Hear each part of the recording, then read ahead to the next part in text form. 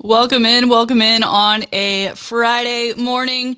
The Chris Duel Show with myself, Shannon, Salty, Sweeney, Coach A, Paul Alexander sitting in for Chris Duel, and Jeremy KOLOK making the entire show go. We're so excited to be with you on a Friday, and it's usually labeled a Football Friday, but this one especially, and for everything off the field and so much more. We've got NBA playoff action to go over. We're going to do our Preakness picks a little later in the show. And with me, Coach A. Paul Alexander. I can't think of a better day for you to be here because not only am I in Houston, a place that I feel like you're very familiar with your Rice connections. I'm actually very Rice Village, but just like a small argument going on very publicly right now between some of the biggest names in college football, Nick Saban and some guy named Jimbo Fisher over there at Texas A&M. Deion Sanders has gotten into a little bit. Lane Kiffin is off tweeting his enjoyment about the entire thing. Who in Hollywood is already writing the script? Because I don't think it could get much better. During yesterday's show, we talked about Nick Saban and what he had to say at a recent fundraising event where he single-handedly called out Deion Sanders and Texas A&M, claiming that they bought their players. He has since walked that back, saying that he should not have called anyone out specifically, but he didn't necessarily walk back the fact that he implied that they bought their players. But after yesterday's show, and Jeremy was so kind to cue us in, Jimbo Fisher, Texas A&M head football coach, had his very own press conference just to engage in conversation with Nick Saban. And during that press conference, we learned that Nick Saban had called him, that he refused to answer. Their friendship was over. And then Deion Sanders went the other way. He just took to Twitter. He had some sort of philosophical answer almost. He later went on to say that he wants to have a public conversation with Nick Saban to get things settled. He doesn't say their friendship is coming to an end, but he feels like because Nick Saban put all this out in the public, their conversation needs to be in public and not private, and therefore a phone call won't do. Before we get to the Jimbo Fisher audio, which is just incredible, we will get that for you a couple times here this morning. Coach A, your reaction to Nick Saban's original comments before it kind of all blew up back in his face, and then we'll get into Jimbo. Well, this is so entertaining. All I can say is there's not enough popcorn in the world. And understand, this is only the beginning. This is going to be the sports feud of the decade. And there's so many things about which reasonable people can disagree. I think the one constant right now is that Saban was out of line in singling out Texas A&M and Jackson State. I don't think there's any question about that. He now has acknowledged that. On the other hand, his overall observations about the wild, wild west that is college football right now, they're really completely valid. And as strange as this may sound, given how crazy this feud is getting, to a large extent, Jimbo and Coach Saban really are saying the same thing. If you have been following Jimbo for the last 3 weeks on the banquet circuit, talking to boosters, this is the coaches talk time of the year, Jimbo has expressed all kinds of frustration. There are no guidelines here. There are no guardrails here. Nobody knows what's going on. Saban is really saying essentially the same thing. And if there's one term that we all need to familiarize ourselves with, because this is what's going to dominate this conversation, it's the term collectives. Let me try to define that for you. Think 1980s SMU boosters, but the new term is collectives. We have no idea how filthy this already is and is going to get. And the reason is because nobody knows what the rules are, because to a large extent, there are no rules. And everybody's taking the approach right now, we can probably get away with it because of all the confusion. So it's much better to ask forgiveness than permission. We don't even know how crazy this landscape is going to get between the transfer portal and the NIL rules. College football will never be the same, and college basketball is going to be affected even more drastically. You know, Jimbo yesterday during his presser, he kind of alluded to what you were talking about, where he kind of slid it in that he doesn't really understand the rules. He doesn't know all too much of what's going on. And at the same time, you say this might just be the tip of the iceberg. it feels like everything's fair game. Right now, this is very much about NIL and how the money works and who it's coming from and who it's going to and what they're getting because of it. But Jimbo kind of alluded to maybe some more skeletons in Nick Saban's closet, NIL related or not. We'll let you hear from Jimbo Fisher now. Here is a mashup of some of the best hits from yesterday.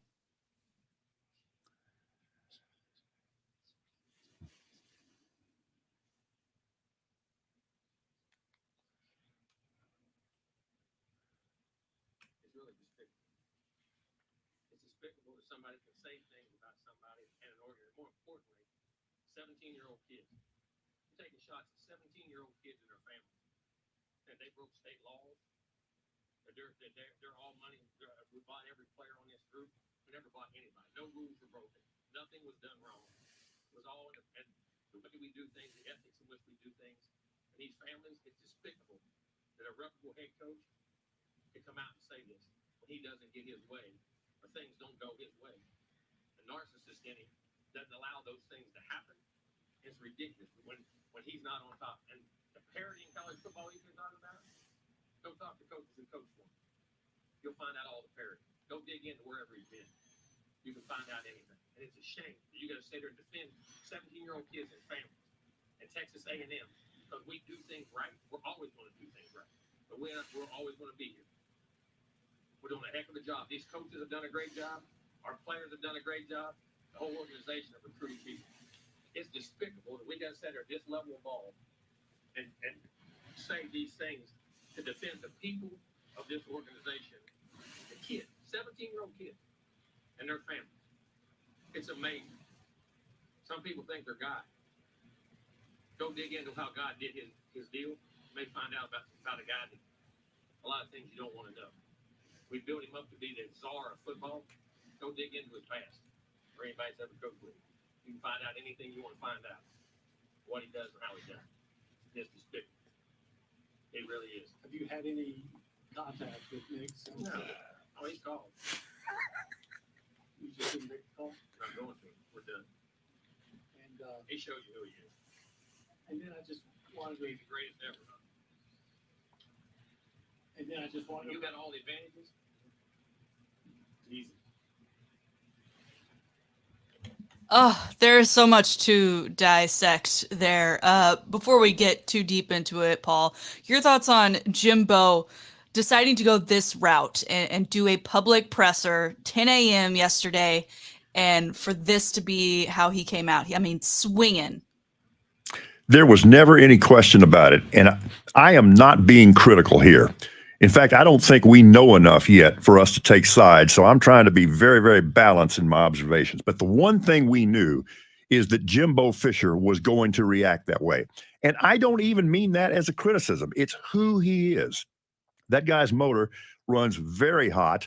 Saban had to know to a large extent that he was trolling Jimbo and that Jimbo was going to do that. And that was going to be the inevitable reaction. The one thing I feel strongly about, I think sometimes you really can draw some conclusions by people's passion. And if you've traced, again, Jimbo's remarks, particularly for the last month, the last 3 weeks, I think he feels very strongly about not cheating. I really believe him about that. I mean, there's just so much passion around those statements. The problem is we're having a hard time defining what is cheating right now. And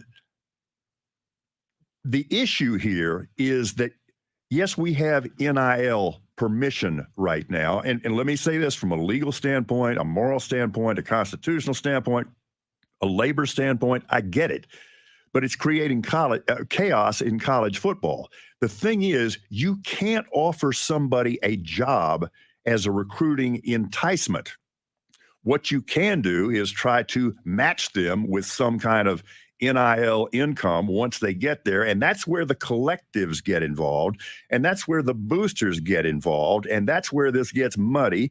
And that's where this is going to get really nasty. And they've got different approaches here. I saw that Saban made a statement late in the day yesterday that his idea was to match as many Alabama players as he could with an NIL deal, with the idea that maybe everybody's getting $25,000 a year or something like that.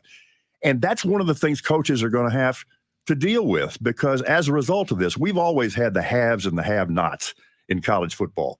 That gulf is going to get wider, not just among conferences, not just between teams. That gulf is going to get wider on teams.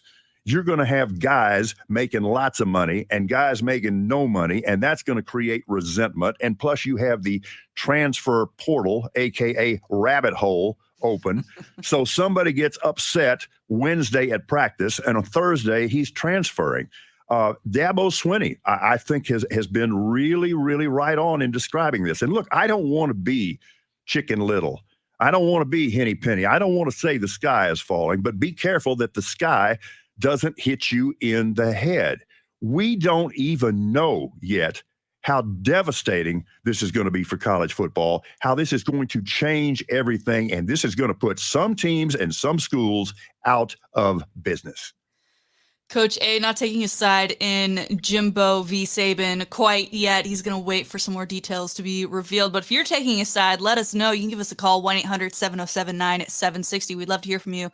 You can also use that brand new talkback feature on the iHeartRadio app. You're listening via the Zone, via the Ticket. You see that little microphone button. You send us a 30-second clip. We will get it instantly. We'd love to hear from you. Jeremy, you are not only responsible for taking our listener calls, but you were responsible for notifying myself yesterday about this Jimbo presser, to which I tuned in immediately to see what would go down, and boy, was I not disappointed. But are you taking a side yet? And if not, where do you stand in all of this?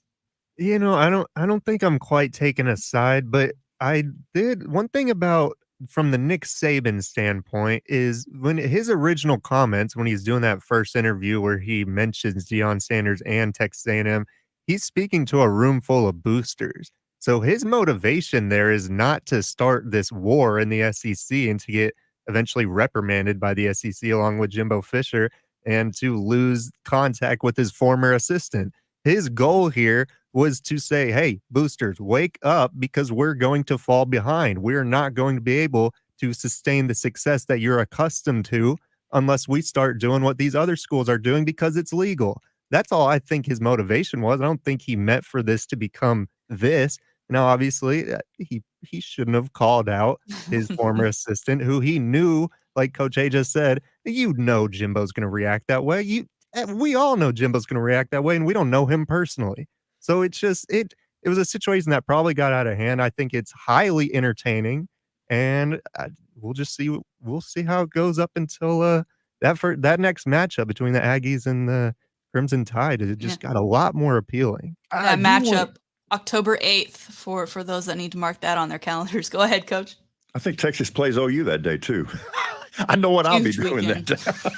Absolutely. I do think that it's worth reemphasizing Jimbo is not defending the system. He really isn't. As a matter of fact, Jimbo has consistently expressed frustration. He has expressed complete confusion. He's saying that it needs to be standardized, that this needs to be clarified. I believe him when he says he wants to play by the rules. I also believe him when he says that you don't really know what the rules are right now. And this is squarely on the shoulders of the NCAA. If you want to trace and course how we got here, it has been the complete inaction and arrogance of the NCAA for the last 3 decades. They could have seen this coming. We all saw it coming, but instead, because of their greed and their arrogance and their autocracy, they stuck their heads in the sand and they let us get here. And the NCAA is about to be out of business. We'll see who the new governing body is for big-time college football. The Power 5 conferences, and it could be that the College Football Playoff Committee is going to run it. But what we do know is the face of college football has now changed forever. And I'm just wondering, and I'm hoping maybe our viewers and listeners will respond, to love college football, and I love it like it's a sickness, but you really have to suspend disbelief. I mean, you really have to buy into the warm and fuzzy, and you really have to buy into the rah-rah. And I always have because I love it. I'm wondering if at some point interest in college football in particular is going to decline And if that's going to be reflected on the number of people in the stands, and if that's going to be reflected in television ratings, because college football is driven by the warm and fuzzy. And if that goes away, a lot of the attention is going to go away as well.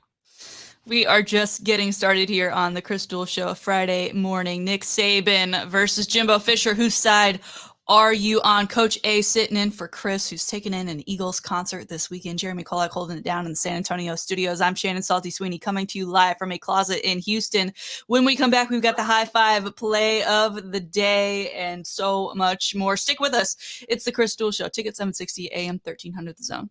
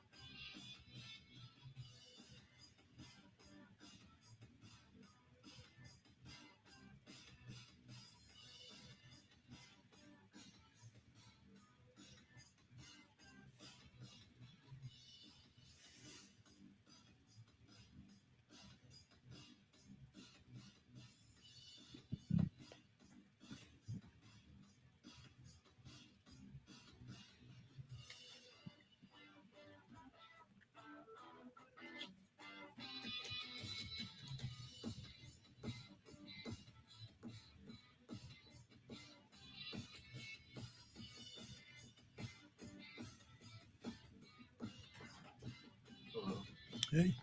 I just want to do one that is turn this up a little bit because sleep got you down? The sleep expert and it's at annoying, Firm can but help. when Get a king bed for we a have clean James price Allen and on save in the third $500 out, off during the best Shannon Memorial Day sale hears ever. him Plus, get a free like through adjustable base StreamYard with coming qualifying from you. purchase. So when you're not only when we have a caller, when you're not talking, can you turn your mic off like normal over there? And I can remind you, but it's just only when we're doing the phone interview, like when Shannon asks a question or when James is talking. Okay, sure. We'll just turn your mic off so that she can hear through. And then obviously when you talk, turn it on, and then when we're done with the interview, just back to normal. That's not till the third hour. Okay, sounds We good. can talk about it before then. Yeah, Appreciate you, sir. you back at you. The LASIK Vision Institute wants to know what big expenses do you have coming up? I really need new tires. Our water heater busted. Super has to have surgery. Again, no matter what you have going on, Your dog's done a nice still job. avoid LASIK. At the LASIK Vision Institute, LASIK's all we do, so we can provide amazing pricing and discounts that others just can't. Okay, but what I really can't afford is a longer term. LASIK only takes minutes, and most patients are back to normal activities the next day. Wow. The LASIK Vision Institute can give you new vision without getting in the way of your life. So take advantage of our special offer now. The LASIK Vision Institute is offering 20% off LASIK in May. That can be over $900 off when treating both eyes, plus guaranteed financing. So book your free consultation with the experts in LASIK and visit LASIK.com. That's LASIK.com. Amazing vision, amazing price. Let's mention this promotion will be treated in May of 2022 to qualify. 20% off standard price procedure. Cannot be combined with any other offers. Go to LASIK.com for details.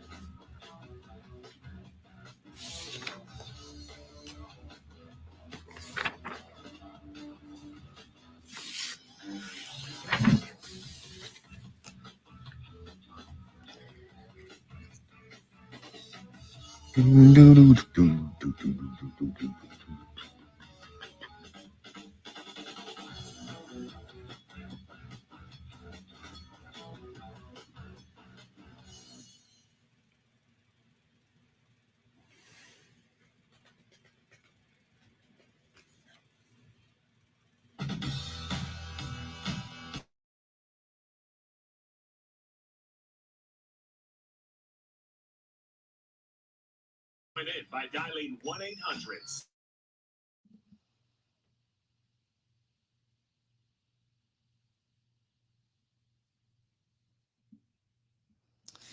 Back here on the Chris Duel Show, a Football Friday with Coach A. Paul Alexander sitting in for Chris Duel as he is in Austin to take in the Eagles. Jeremy KOLOK holding it down in San Antonio. We are talking plenty of Nick Saban, Jimbo Fisher, Deion Sanders, Lane Kiffin, all of it this morning here with you. There are a number of ways to take us in via the airwaves. Ticket 760 AM 1300 The Zone, the live video feed over on Facebook, YouTube, and Twitter. And of course, if you have any comments, give us a call, 1-800-707-9760, or via the talkback feature on the iHeartRadio app. We're also now got that poll up on Twitter asking you to choose a team Saban or Team Jimbo. Yes, choose your fighter. And right now, a little surprising, I think, Nick Saban leading the way with 66% of the vote.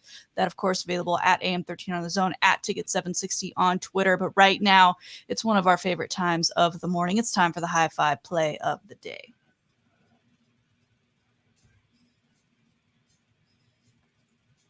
All right, today's high five play of the day. I kind of went the fun route this morning, right? I mean, we're talking about quite literally two grown men fighting airing out their dirty laundry in public. So I thought we needed some relief in between some of that. So we're going with something fun today. I saw this pop up yesterday. Of course, the PGA Championship going on, and a lot of that is airing over on the 4-Letter Network. And what does the 4-Letter Network love to do more than have its own people on their airwaves and during their broadcasts? So they brought on Eli Manning to talk some golf and talk not golf because that's what the Mannings are probably best at doing these days. And a little surprising anecdote coming out of Eli Manning. He is our high five of the day because he revealed what his proudest accomplishment in life was. Okay. And before we play it, do you already know what it is? I do, but I'll be quiet. Okay. All right. So I won't have you guess because you'll guess correctly. But here it is. Just remember all this man's accomplishments. He has a number of children. He's married to a lovely wife. He's won 2 Super Bowls. He's constantly on TV. He obviously has his own Monday Night Football program with his brother. But none of those were his favorite accomplishments. We'll let you hear from him now.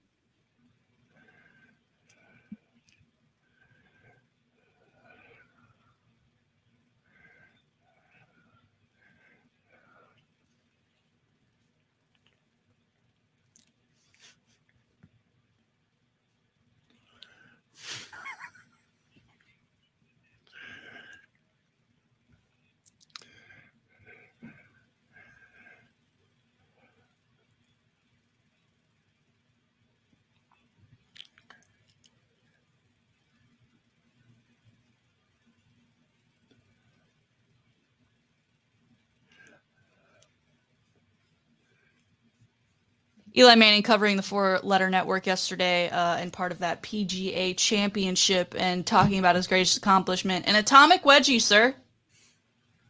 Now, I guess you're doing it on Peyton Manning, and that in itself is an accomplishment because that is a very tall man. But I don't know. Yeah, he's 6'6". Yeah, absolutely. I don't have brothers. It's just, of all the things that man's accomplished, that's it. That's your favorite. Well, it's that way with siblings. To this very day, one of the things I'm proudest of is I have a younger sister. She's about 3.5 years younger. And my thing was, if we both had ice cream, I would always eat my ice cream very, very slowly and deliberately. And I would wait until my sister had finished her ice cream to rub it in that I had ice cream and she didn't. So that's kind of the equivalent of a brother-sister atomic wedgie in a way. And she's never forgiven me, by the way. What's the age difference? About 3.5 years. 3.5 years. Jeremy, do you have an atomic wedgie equivalent there? No, I thought you were about to ask if I've ever given or received an atomic wedgie, which I have also not. But no, I don't. Nothing to that level. Peyton Manning and Eli, I mean, the two of them together, Eli really came out of his shell, but he's kind of standing alone now, I think, Coach A, with the help of his brother and, of course, still using him as some of his fun anecdotes. But what do you think of TV Eli? Because I certainly didn't see it come for him coming off of his playing career. Well, I think he's sly. Absolutely. And I think Eli has really developed that persona. And you look at the way those two guys complement each other, but I am totally with you. If you've seen Eli in a lot of commercials and seeing in a lot of vignettes and things like that, he has a really sly sense of humor. And I'm sure he's a lot of fun to be around. And I'm one of the okay, this is one of those debates that happens on sports talk. You know, people get really, really polarized about Eli Manning, the player. I mean, there are a lot of people who, you know, you mentioned the fact he's won 2 Super Bowls. You look at the other thing. Typically, that's been the ticket to the Hall of Fame. Okay, you got those numbers, you're in. And there are people that just get violent about this, about saying, you know, Eli Manning was an average quarterback. He had Yeah. 2 good days. I don't view it that way at all. And especially, and of course, we're going to be talking Hall of Fame later. But the Pro Football Hall of Fame in particular, it's not like the Baseball Hall of Fame. It's not just about numbers. It's about big historic moments. And if you had 2 of them like that, in my book, you're in. But in terms of Eli the entertainer, I'm totally sold. He's a hoot. Well, you might as well throw in the atomic wedgie over other Super Bowl winner Peyton Manning to that list of accomplishments and reasons for why he should be in the Pro Football Hall of Fame. Eli Manning, our high five play of the day, brought to you by High Five. Now, Coach A, today's a big day in the world of national holidays. We love talking about these holidays on the Chris Duel Show because there's one every day, and some are better than others. But today, I think is a pretty good one. It's National Pizza Party Day. When I think of pizza party, I think of being in elementary school, then buying one large pizza and cutting it into the smallest slices you ever did see, and serving one to each child, and them expecting that for that to be enough, for that to satisfy not only a pizza party but as a lunch to a student. They were wrong for that. But curious, I'm in Houston, Rice Village. Do you have any pizza places I should keep in mind in celebrating National Pizza Party Day? Well, you got all kinds of like privately owned little pizza parlors there in Rice Village in Houston, and that would be great. You know, and you're talking about pizza party. One of the most famous quotes ever from Yogi Berra, and there's so many Berra-isms. Many of them he actually said, some of them he didn't. But he was allegedly once asked, do you want your pizza cut into 4 or 8 pieces? And he said 4 because I don't think I can eat 8. There you go. That's a good one. That's a good one. Yeah, I wish if I was in Austin, I'd probably do a home slice or a pint house. Those are some of my favorites. But where do you stand on the pineapple debate? Because people get really hot, and I happen to like pineapple on my pizza. I am very respectful of other people's pizza tastes, and I will defend their right to be wrong. But pineapple and pizza, that would just not only would that not be my first choice, that would not be my 47th choice. But again, different strokes for different folks. That's fine. Jeremy, break the tie. I'm look, I don't like to make fun of individuals for any food preferences, any music preferences, or any movie preferences, but I just don't see why we need pineapple on pizza. I just, it's not my thing, but it's okay that it's other people's thing. It's okay. It's just kind of a weird combination to me. Y'all just want to banish the Hawaiian pizza entirely. No. That's Not I mean, banish. Canadian That is- bacon, pineapple, some pepper. This is not how I expected my morning to go. If you have any hot I'm takes in on the Canadian bacon. I'm full in. right, Absolutely. but it comes with the pineapple. Well, all That's you what said makes it was Hawaiian. pineapple. You didn't say it. You just said, do you like pineapple on pizza? Well, I'm as not. if Who's that's ordering the just a normal pineapple pizza, topping you here. guys? Shannon, I've seen it in my days. I've seen it multiple times. All right. Well, if you got a hot take on pizza, go ahead and use that talkback feature as well. We'll be talking that up throughout the rest of the show. NBA last night, the Celtics and Heat had game 2 in Miami. The Celtics came back swinging. When we talked yesterday morning, it was still probable but seemed unlikely that Marcus Smart and Al Horford would be back for Boston. But just before the game, it was announced both of them would be taking the floor. Marcus Smart added 24 points last night. He played fantastic. Al Horford did Al Horford things, and they blew out the Heat on their home court. It was the first loss the Heat had suffered on their home court during the playoffs. They now take things back to Boston with that series tied 1-1. Your thoughts, Coach A, on that game last night? It was raining threes. Ooh. And I really think the Celtics are going to win the series. And I think Udoka has done an amazing job. And night after night, we keep saying, well, they can't keep shooting threes like that. And they just keep shooting threes like that. That's a very dangerous team. I didn't realize till I read this the other day. I still think of Spoelstra as kind of a new coach, and he's now been with that franchise for 14 years. Yes. I didn't realize that. That's a pretty good team, but I've got like maybe $2 of my allowance left. If I had to put $2 down on that series, I think Boston's going to win. And how many? 6.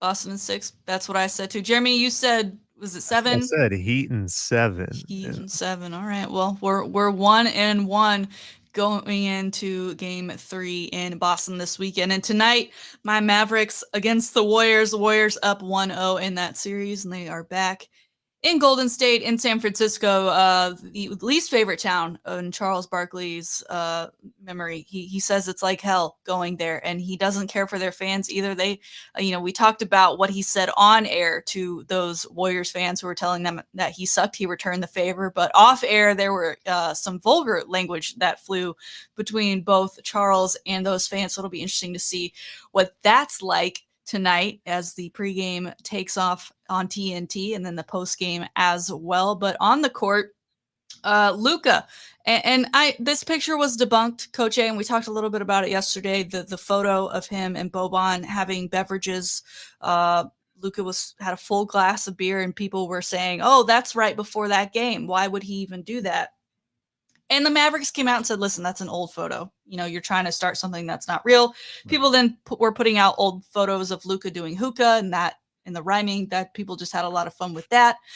Luka on hookah. But, I kind of sat with it yesterday and thinking of other athletes. Like, if he did have that beer, if they had won that game, would we have cared? Would that have been a something to point our finger at? I don't think so.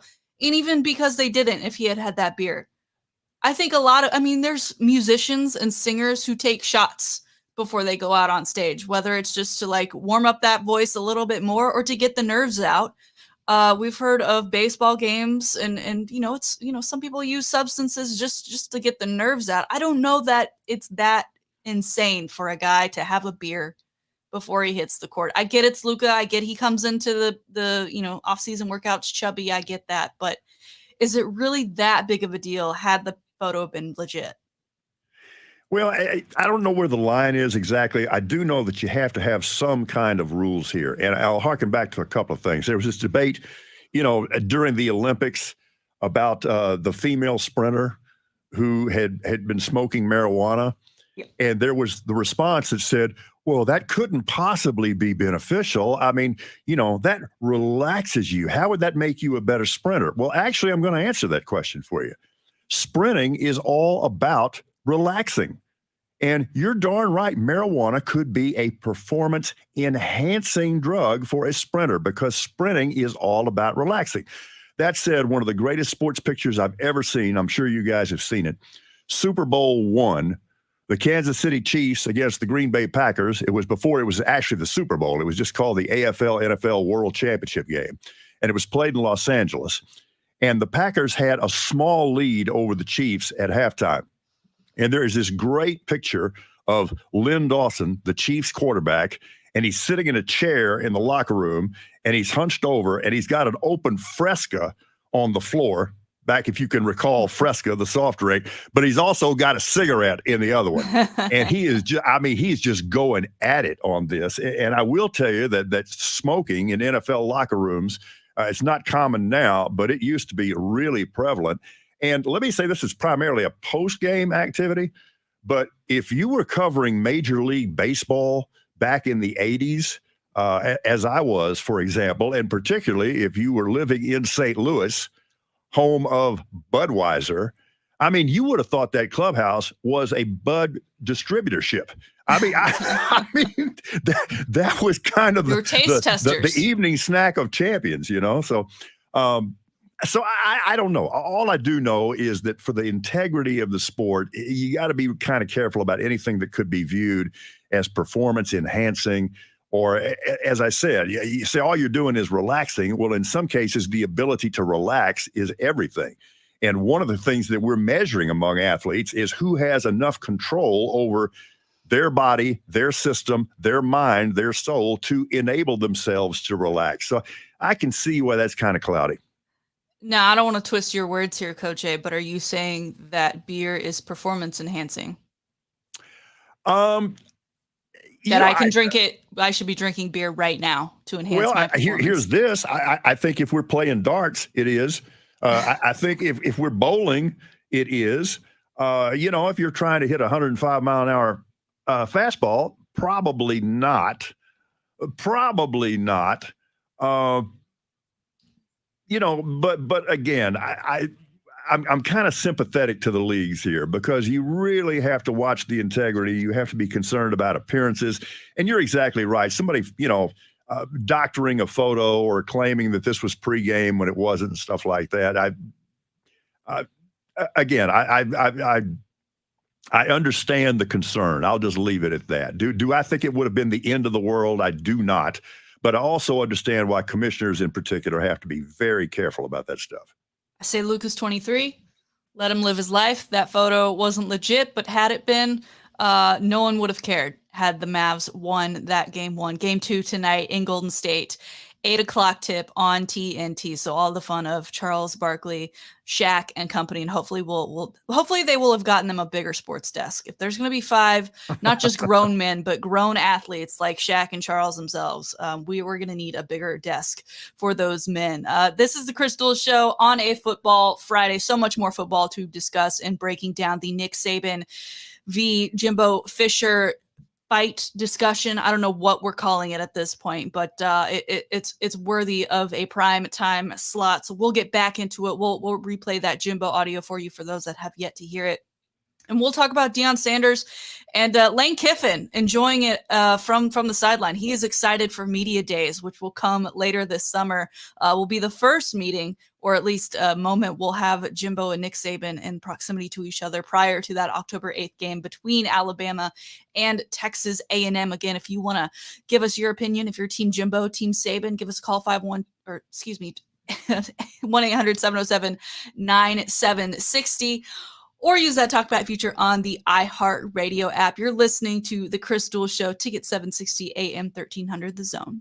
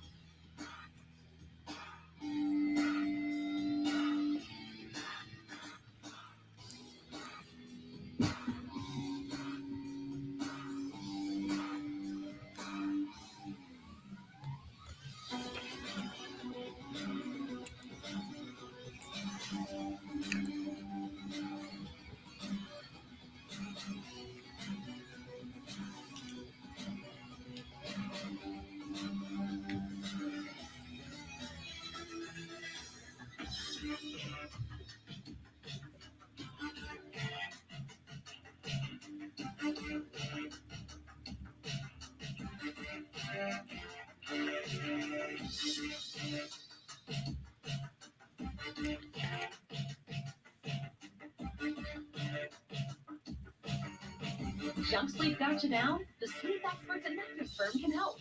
Get a king bed for a clean price and save up to $500 off during the best Memorial Day sale ever. Plus, get a free adjustable base with qualifying purchase.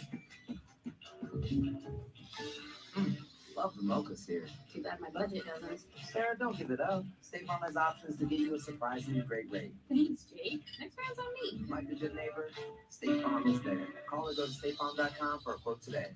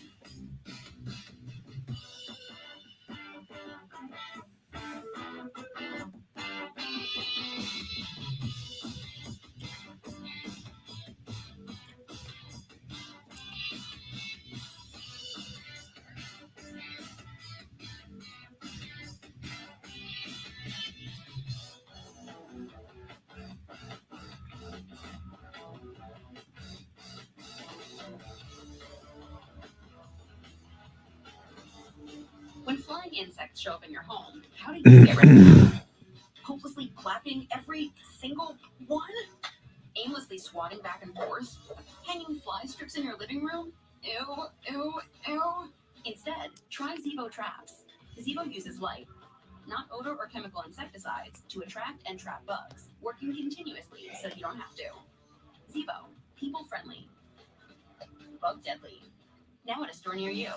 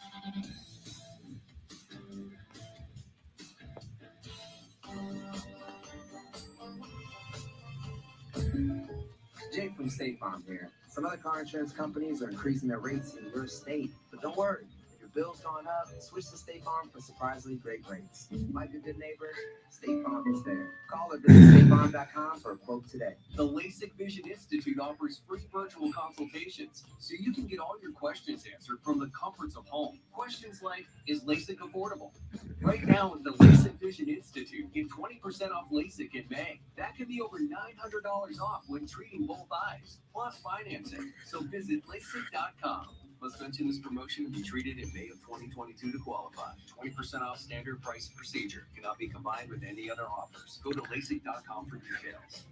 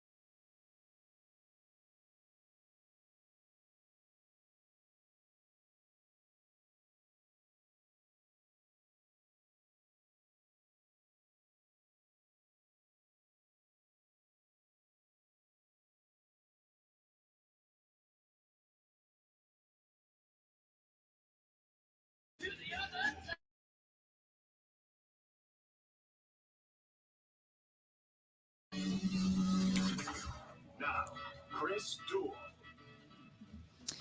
Hour number 2 on the Chris Duel Show, a Friday. Chris Duel out. He is traveling to Austin to see the Eagles. I'm very excited for him. I had the opportunity to see the Eagles in 2011, I believe it was, or 2010. Long time ago. It was all the Eagles. It was fantastic. It was at ACL. What a moment I will cherish and remember forever. Coach A sitting in for Chris this morning. Coach, have you ever seen the Eagles live? I have not seen the Eagles. I would love to, and I hope Chris is having a great time. And then Monday, he's going to see Daryl Hall and Todd Rundgren. And if you've ever watched Daryl's house on TV, on YouTube, and stuff like that, the two of them can really do it. And if anything, I think Rundgren is better now than he was back when he was hot. So I'm kind of envious of Chris on that. Daryl's house, is that a reality show? Because that's what it sounds like. Okay, Daryl's house. I see Jeremy nodding his head here. Daryl Hall, who is really incredibly talented. I mean, I'd always been a Daryl Hall fan, but I didn't know how much of a fan I was or how great this guy was until he did this. It's a music show that he does at a restaurant, or did. I think it ceased production some time ago, but it became legendary as maybe the best live music show in the history of television or YouTube or cable or whatever. And he would bring in other acts with his band, and they would jam together. And the thing was so beautifully recorded. And Daryl Hall can do anything as an instrumentalist, whether it's a guitarist or a keyboardist, and as a vocalist, he can stylize anything, and he can sing with anybody. And they bring in acts like the OJs, for example. Oh, I mean, it was absolutely incredible. CeeLo Green. And it's really kind of taken on legendary status. But seeing Daryl Hall, I would be in. Now, actually, I have seen Daryl Hall. And the poor thing, the sad thing about Daryl Hall is he's got all this back trouble. I mean, he's got some real compressed discs. And the reason is because he's been carrying John Oates for 40 years, and it wrecked his back. Can he play the trombone, though? Because, I mean, I can play the trombone, so am I better than him? I got to get this reference in. One of the acts they had on live at Daryl's house was kind of a cool, funky female singer named Diane Birch. And if you haven't heard her, Google her, look her up on Wikipedia, something like that. But she did this thing, and it was hilarious. She can make a sound effect like a trombone being played in the upper register. And not only is it good, it sounds like a good trombone player in the upper, playing in the upper register. So that's a lot of fun too. So that's kind of a Saturday thing at our house. My wife and I'll queue up Daryl's house and do it all these great programs. And we'll do that for about an hour and a half before we, move on to baseball or golf or basketball. Is that because what those are our options? Yeah. You do that instead of smoking meat? Because your apartment has banned this is getting worse and worse and worse. And I appreciate you kind of looking out for my mental health right now. People think I'm kidding. I'm really not. This is really starting to grind my gears. I mean, grilling is my thing. Barbecuing is my thing. I grew up in Lockhart. It's part of my DNA. And, we live in an apartment complex, and I was getting away with it for a while because they got a regulation that you can't take a grill out there. And then a neighbor narked us, and there's just no other way to put this. And you talk about somebody I want to give an atomic wedgie to. I mean, I smile at this guy when I pass him, but I don't really mean it. So he knocked us out. So I can't grill anymore, but I'm going this far. I mean, I will drive to Brackenridge Park with some of my supplies and just cook something. And, Joe and I, my wife and I, we're now out of the home ownership business. We're done with that. We did that for a long time. It's great. I don't want to do that again. But I'll tell you what I may do. I may go buy a lot, and the lot may be the size of this studio. And they'll ask you, well, Paul, how are you going to improve the lot? What are you going to put on the lot? You going to put a house on the lot? No, I'm going to put a barbecue pit on the lot. That is going to be the improvement. And the tax commission can tax me on that, on the lot and the barbecue pit. But I want to buy a lot for no other reason that I can stick a barbecue pit and 2 folding chairs on it and recover my soul, because this is killing me. Oh man, you gotta get like a pergola and a good flat screen out there, a dish, so you can do it all on your college football Saturdays and enjoy the games, or just old school. Go radio, go classic. And, is there anything cooler, really done well for people who do it well? Is there anything better than football on the radio? I mean, you talk about something I get romantic about. I mean, whether it's as a listener or thank you for the opportunity, or the chances that I get to do that. That's something I'm really romantic about. People ask me all the time, would you rather do a football game on radio or television? And my answer is yes, because it's entirely different. It's 2 different experiences, and you do it 2 different ways. I love them both. It's like asking, which of your kids or grandkids you love the most. Well, I definitely think radio's more reliable, and I won't throw my cable provider out there, but in the past, we've been watching games and it's, the 4th quarter and out goes the cable. So you tune to radio. And then there are other times when I just am not, the announcers are bothering me. Maybe they're one-sided the other way, whatever it is, that I mute them and turn on the radio to get the call. So I agree. This is it. Are you one of these people that's just convinced that the play-by-play guy is biased against your team? And here's what it usually comes down to, because, I every now and then I'll hear something about this, and I know nothing in the world could be further from the case. But it's like, here's what bias means in the mind of some listeners and viewers. if you so much as mentioned the name of the other team one time in 3 hours, that means that you're biased against my team. And it does. And listen, I understand that because the passions run deep, and it's one of the things that makes it so wonderful.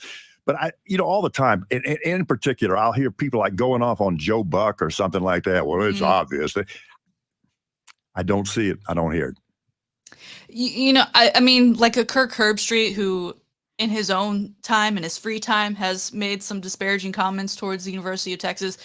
Sometimes you start, depending on who Texas is playing, you feel like maybe in his heart of hearts he's pulling the other way. But I know that he's good at what he does, and I've seen him at DKR before in that press room, knowing that he's on the call. So I guess it kind of depends, but never so much so that I'm like, this guy, when we find out who our broadcasting crew is going to be. But a big topic, I think, right now that broadcasting crews are going to love is when they see A&M or Alabama on their schedule, just to see where, I mean, even if you're doing the SEC at all, because you got Deion Sanders to talk about. He, of course, is not part of the SEC, but a big part of college football these days, as head coach of Jackson State. Someone accused him of paying a player $1 million. That player then tweeted, my mom still lives in a 3-bedroom house with 5 kids. I don't have $1 million. I guess insinuating that had he had that money, he would have moved his mom out of that house.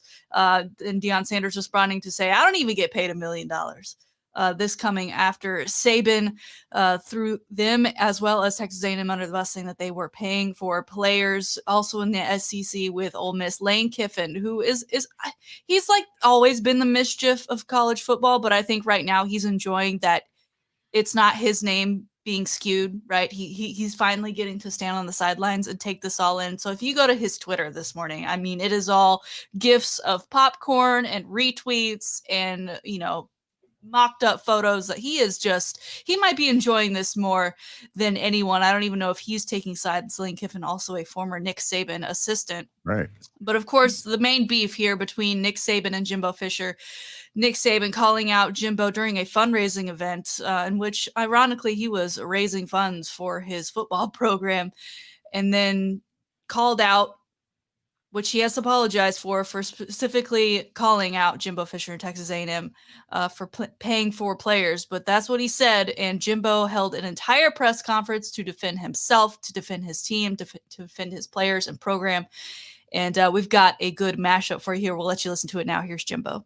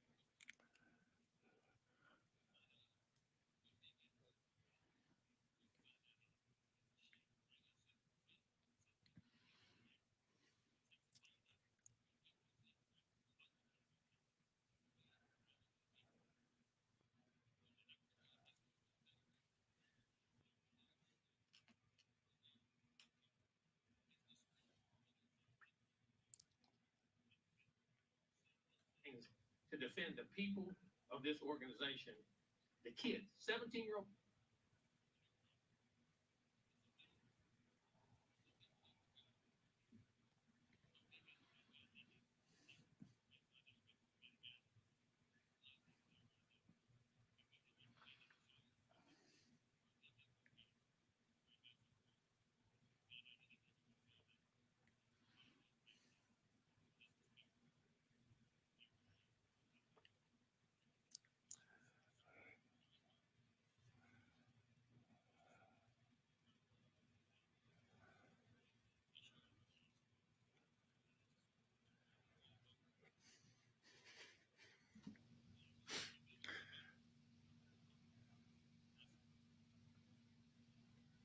Jimbo came out swinging against Nick Saban. Coach A, this is now the second time we've played that this morning, and I love it. It gets better and better each time. Does. I'm starting to quite, because so much about perception, and these guys, they've got a full team behind them, right? Now, when Jimbo said, "Hey, I want to hold a press conference," and as we've talked about this morning, we all knew Jimbo was going to come in hot. We knew he was probably going to say something, whether or not he should, that he was going to let it fly. Do you think there was anyone on that Texas A&M staff that said, "Hey, maybe we should talk about what you're going to say before you do it, or here's some bullet points, or here's something you just should not say"? Because one of the things I think that's really glaring that came out of this press conference was how he kind of talked about the skeletons that are within Nick Saban's closet, or as he referred to him numerous times as God. He's playing God, and he's a narcissist, and you should see how he does things. And, ask anyone who used to work for him, Jimbo being one of those guys. And at the same time, you're like, well, Jimbo, then what do you know that maybe the rest of us, please share with the class the information that you have been discussing maybe with Saban at another point in time.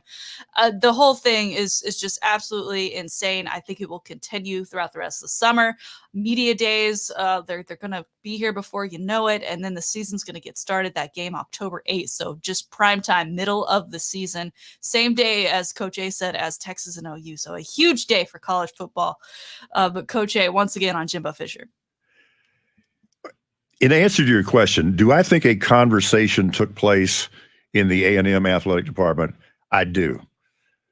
But here's the thing. You had no chance of stopping Jimbo. Jimbo would have just shut you down and said, "Look, I've made this decision. We're going to throw this press conference together in about 9 minutes," which is about how much time they took preparing. You were not going to be able to keep Jimbo from saying what he said. Now, there were a lot of people, I'm sure, doing kind of face palms when he gets into skeletons in his closet. And, oh, yeah, I talk about parity. Well, ask anybody who's ever coached with him. Here's the thing. I absolutely understand why Jimbo is outraged. I really do, because Saban singling out Texas A&M and Jackson State was clearly improper. I guess to some extent it speaks well for Saban that he now has apologized for that, but he should have known better than doing that. And I don't doubt the sincerity of Jimbo's outrage. I do think he wants to do it right, and I think one of the things he's uncomfortable with right now, and the same thing with people like Dabo Swinney, is you don't really know how to do it right because nobody has established what doing it right means. There are no uniform rules. There are no guardrails here. Nobody really knows what they're doing. And you know who really doesn't know what the rules are? These recruits. And that's why this is already getting out of hand. All they know is there's such a thing as NIL money right now. So these recruits want their money up front. They want, highest bidder. In fact, some of them, as Saban referenced yesterday, some of them effectively have agents at this point. Now, the one thing you can't do is use an NIL enticement as a recruiting tool. Once they're there, there are possibly NIL opportunities for them. But that's where this gets so murky and so nasty and so potentially filthy right now, is the players are going to want their money up front, and it's going to be a competitive thing. And that's the one thing you're not supposed to be able to do, is use that as an enticement, because you still can't, at least allegedly, pay a guy to play football. You got to be paying him for something else, and that's where the wink, wink, nod, nod comes into play. And when Saban says that Jimbo bought his whole team, I don't blame him for being angry. And then he says he bought that entire 22 recruiting class, and you guys know how I feel, not about recruiting. Recruiting's the lifeblood of college football, but you know how I feel about recruiting ratings. And I'm reading all this stuff about this is the greatest recruiting class in the history of college football. And I'm just rolling my eyes. I mean, how in the world? You can't evaluate a recruiting class until 3 years later. But I can certainly understand why Jimbo is offended. I genuinely think he wants to do things the right way. It's just unclear what the right way is here. And we're going to need some clarification, and we're going to need some uniformity, or this is going to get completely out of control. And I do want to say this for Saban, because, like anybody that's that high profile, had that amount of success, you're going to have haters out there that hate you just because they hate you. And I know a lot of people that hate SEC football because they're not SEC football, number one, and they hate Alabama because they win, and they hate Saban. And they go, well, he has to be cheating. Well, that's why I find this thing by Saban so hard to understand, because he, of all people, should know how damaging it is to be accused of cheating when you're trying not to cheat. And my rebuttal to all of Saban's detractors who accuse him of cheating has always been, you don't understand. Saban doesn't have to cheat. Alabama doesn't have to cheat. Now, we'll see what happens with these rules going forward, but under the old system, when you were either the best team in college football every year or one of the 4 best teams in college football every year, and when you had a better track record of putting high-profile players in the NFL than any other program, why would you have to cheat?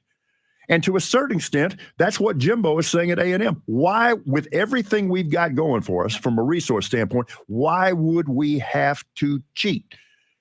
But here, again, is where we're going to have to clear this up, this whole deal of collectives where you can put a group of boosters together and they're kind of like matchmakers on NIL deals.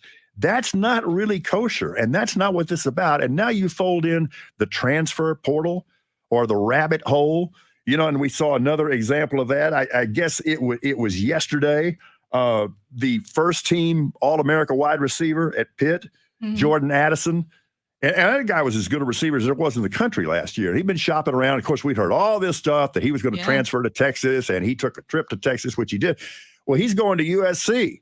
So you can, so the relationship between the coach at Pitt and the coach at USC, let's just say that that's almost as rocky as Saban v. Fisher right now. And I think what we ought to do, in fact, maybe we can open this up to listeners too. We need to come up with a name for this feud, because this is already guaranteed to be the feud of the decade, if not the century, in all of sports. So what is it? The fricassee in the SEC? Like the Thriller in Manila, the Rumble in the Jungle. Or something. We need something to name this feud. I mean, Jimbo runs hot.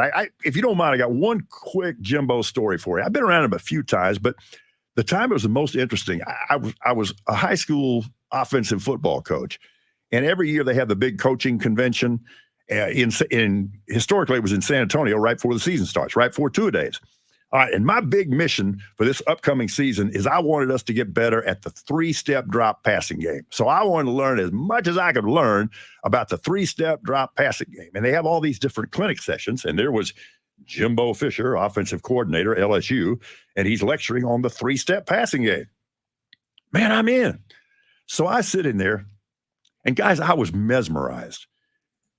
This dude is so knowledgeable about that, and the system he had come up with and the rules he had invented for his quarterbacks and receivers, if A, then B, if B, then A, and the way he had put that together. But it was also really simple. So he had one pass combination, a route combination, he just called run it. And we're all going, well, I know we're supposed to run it, but what's the play call? He said, no, you don't understand. The name of the play is run it. Okay, and he would put these really great pass combinations together out of the 3-step. You'd have twins to either side. You got one route combination over here and one route combination over there. And when the thing is, the session ended, it was a 90-minute session. So all of us high school coaches, we're like sitting at his knee right now. Oh, please, grace us with some more wisdom here. And he did. He pulled out, some cocktail bar napkins, and he's drawing routes on there. But the guy was just so passionate, but you could just tell how hot that guy's motor runs. I have nothing in the world against Jimbo Fisher. I do think sometimes his motor runs a little too hot for his own good, but that's not for me to say. I certainly understand his outrage. I don't think that Saban should have said what he said with respect to singling out those programs. But the larger issue here, you'd be surprised at how much common ground there really is between Jimbo and Saban, in that both of them are saying This system is not sustainable going forward. This is going to be the undoing of college football unless we really get together and come up with what these rules are and enforce them, because right now it's not only every conference for itself, every team for itself, it's every player for himself. Coach Nick Saban v. Jimbo Fisher. This one's going to go on for a while, even with the SEC coming and outwardly reprimanding the two for their public comments off of something that I feel like maybe was just a throwaway comment to begin with by Nick Saban, not realizing that it would gain so much traction. We will have James Allen of the Pro Football Hall of Fame on at 8 this morning. He, of course, a Texas A&M football alum, so we'll get his comments on Jimbo Fisher and all things that battle against Nick Saban and more. Coming up next, sports history and sports birthdays led by one Coach Paul Alexander and a salty shakedown. Stick with us. It's the Chris Duel Show.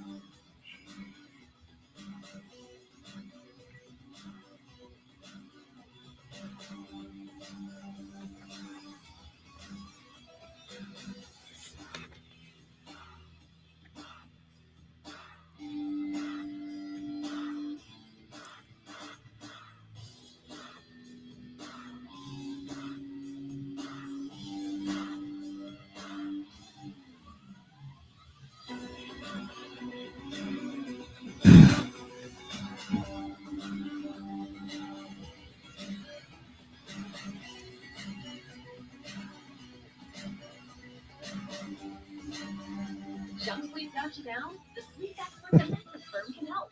Get a king bed for a clean price and save up to $500 off during the best Memorial Day sale ever. Plus, get a free adjustable base with qualifying purchase. You've got bugs. What's your move? A rattly can? Or a simple spritz? Bugs near your kids and pet? Would it be ingredients you can't pronounce? Or essential oils? Bother the bugs, not your family. Zebo uses essential oils which attack bugs' biological systems, so Zebo kills bugs, plus is safe for use around people and pets when used as directed. Zebo, people friendly. Bug deadly. Now at a store near you.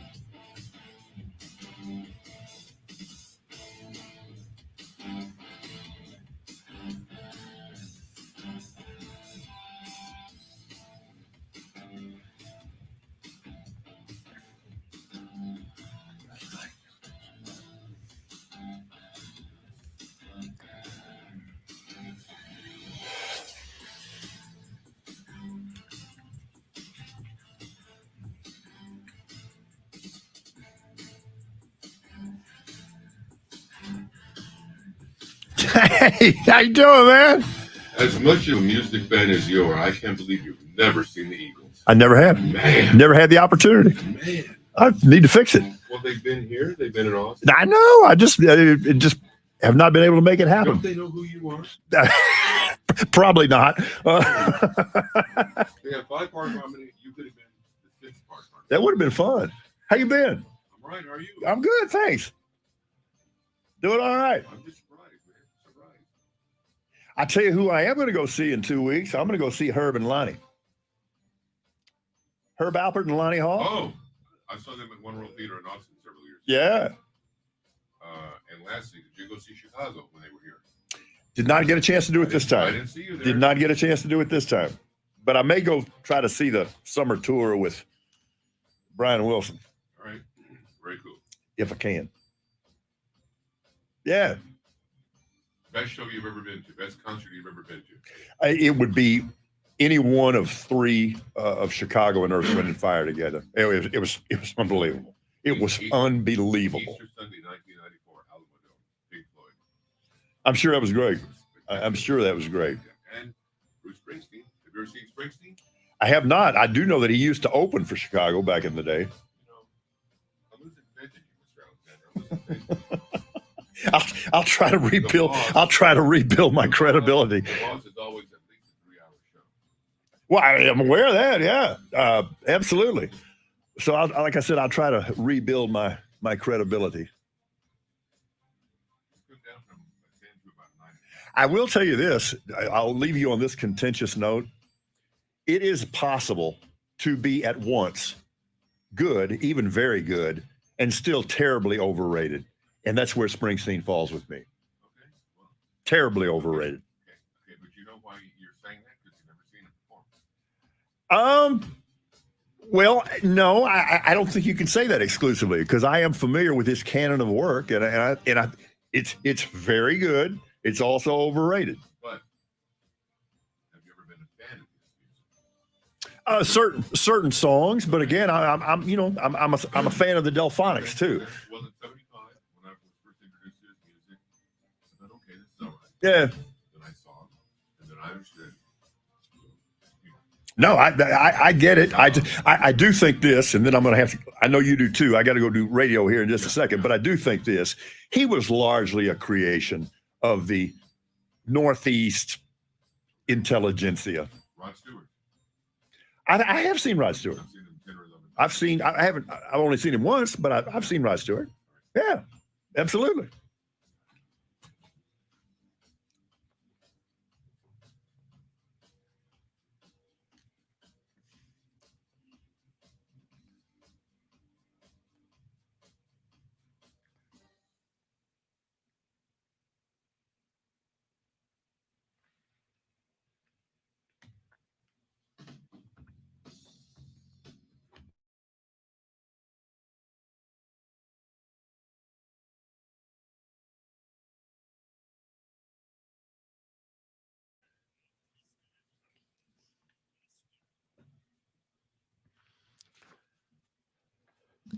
Back here with you, the Chris Duel Show. My favorite segment of the day, the 7:30 segment. Just before we talked to James Allen, 8:05, All Things Pro Football Hall of Fame, Jimbo Fisher v Nick Saban. And it's just fun when you get to hear the stylings of Coach A and the stylings of James Allen all at once. So I'm looking forward to that. But we'll get things started right now with Coach A in this day in sports history. On this day, May 20th, back in 1964, Buster Mathis, remember him? He beat future world heavyweight champion Joe Frazier. Yeah, you remember him. Beat him on points at trials in Flushing, New York to qualify for the U.S. Olympic boxing team. But as it turned out, Mathis injured his thumb. He was replaced by Frazier, who went on to win the gold medal. On this date, May 20th in 1984, Roger Clemens of the Red Sox beat the Twins 5-4. That was his very first Major League Baseball victory. And in 1991, something we saw repeated several times, Michael Jordan was named the NBA's MVP. Birthdays, 1927, Bud Grant, the former coach of the Minnesota Vikings. Very interesting guy. And it's great that he's still not only alive, he's doing great, and he's 95 years old. In 1966, NFL tight end for the Packers and the Panthers, Lawyer Tillman. He wasn't an actual attorney, but he still had a pretty cool name. And in 1971, it was the birth date of American race car driver Tony Stewart. Those are your birthdays. That is the recap of this day of sports history. Now it's time for my favorite segment, the Salty Shakedown. All right, Coach A, here we go. You just mentioned a former MVP, and as we know, this year in the NBA, Nikola Jokic named MVP for a consecutive season, much to the dismay of one Joel Embiid and 76ers fans, as they feel like every year he's pretty much put on a worthy performance of that MVP, and I believe he was 65 votes less than Nikolai this year to even get the chance to sniff that one out. But there's always next year and maybe the year after that, because at this rate, it doesn't seem like he'll be getting that award anytime soon from the league. However, Philadelphia and their city council passed a resolution yesterday naming Joel Embiid their MVP, MVP standing for Most Valuable Philadelphian. Got a couple thoughts on this one here for you. One, stupid. Two, if I'm Joel Embiid, how do I get that resolution taken off? Like, what make that disappear? Three, you had this guy named Allen Iverson who played for your team, and he was an actual MVP in 2001. And I don't know if being named Most Valuable Philadelphian comes with a statue. Hopefully it doesn't, for the sake of Embiid and his mental health and in the future and just not being made fun of in general. But if you were going to do this for somebody, I think you got to go Iverson. And there's probably even more Philadelphia folks, whether or not they played for the city or came from Philadelphia originally, that are deserving of such a great title from that city council. Coach A, your thoughts on this craziness? And then Jeremy, we'll go to you. Well, Embiid's just a trip, and he is an amazing player, and you see what a difference maker he is. On the other hand, I'm sure that James Harden's not a real big fan of his after the discussion that went on there. And so I see that the Sixers are bringing the band back together next year, which means this: they can go ahead and make their reservations for their trips to Cancun in late May of next year, because as we all know, the Sixers are going to bow out in the second round no matter what.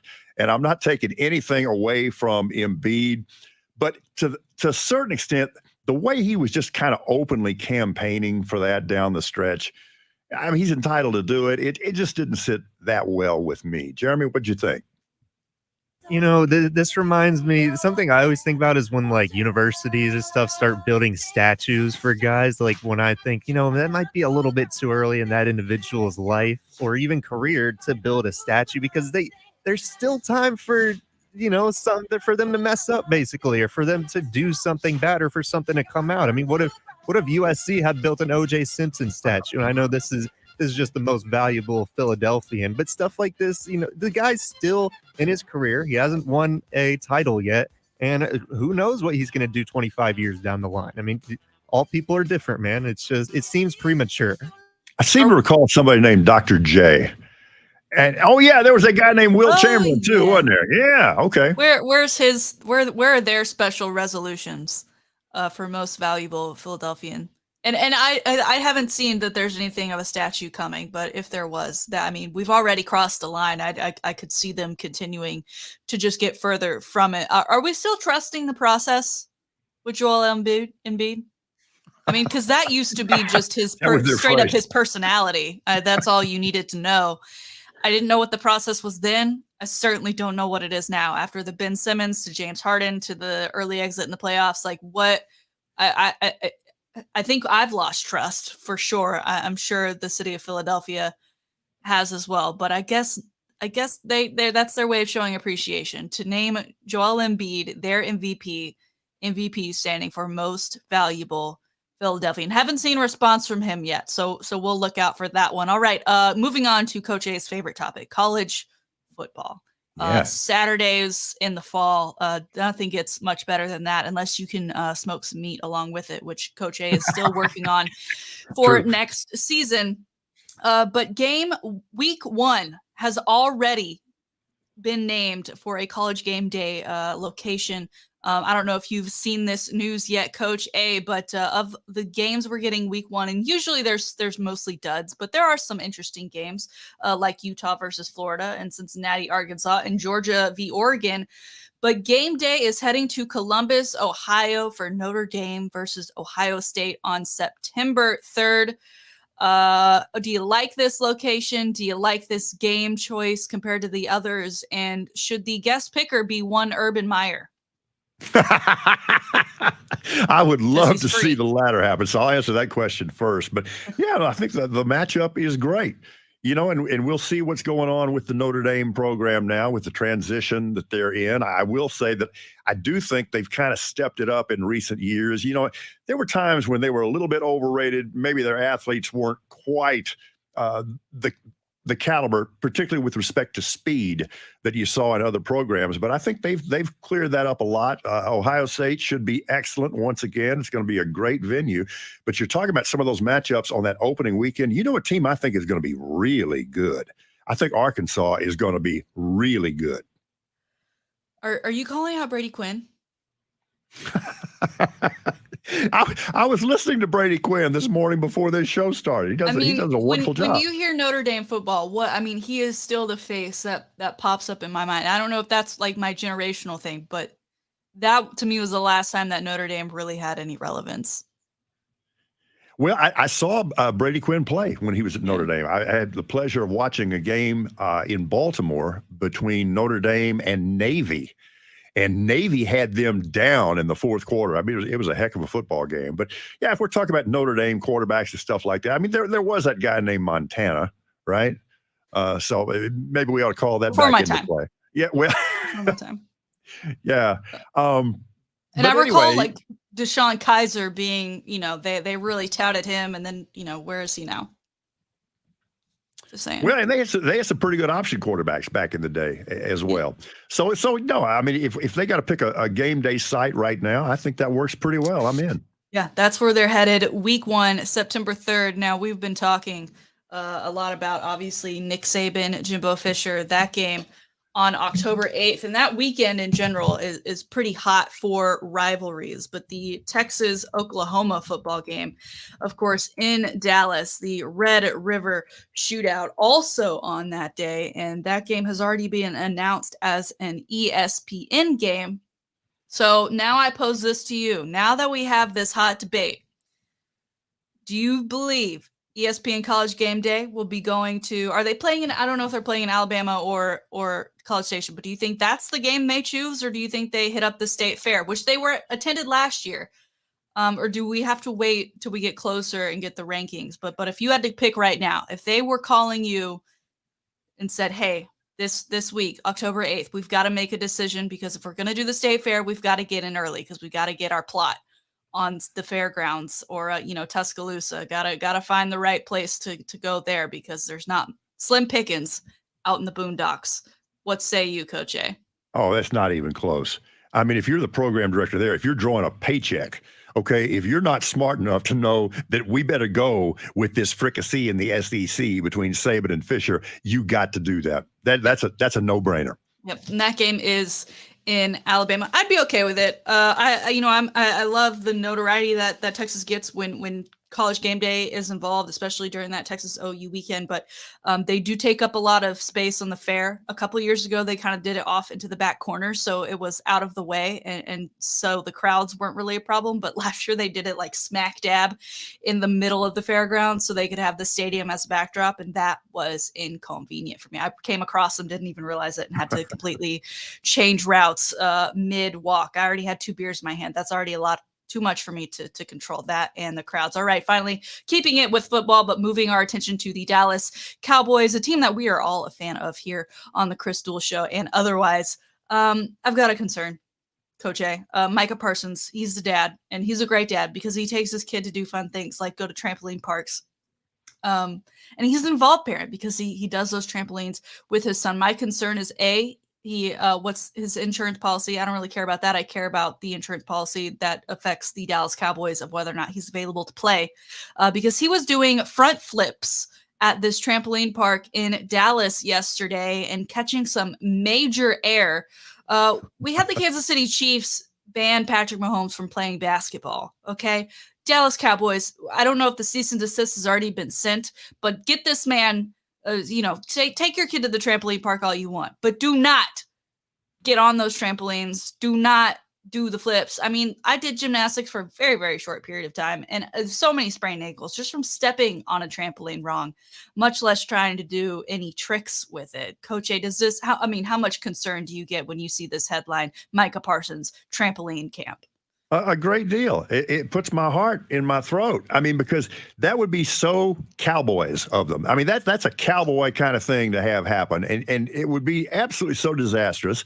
But it's like, keep them off motorcycles, keep them off hang gliders, keep them off ice skates for that matter. But, that would scare me to death. And he's such an amazing athlete.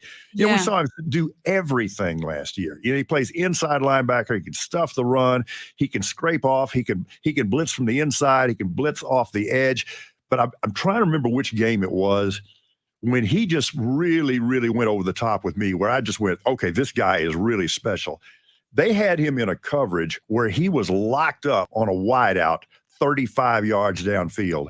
And this guy didn't get, and the guy he was covering didn't get a sniff of the ball. It's like, okay, we're talking about a really unusual athlete here. If he stays healthy, we have somebody talking about the Hall of Fame later this morning. A gold jacket could be in his future.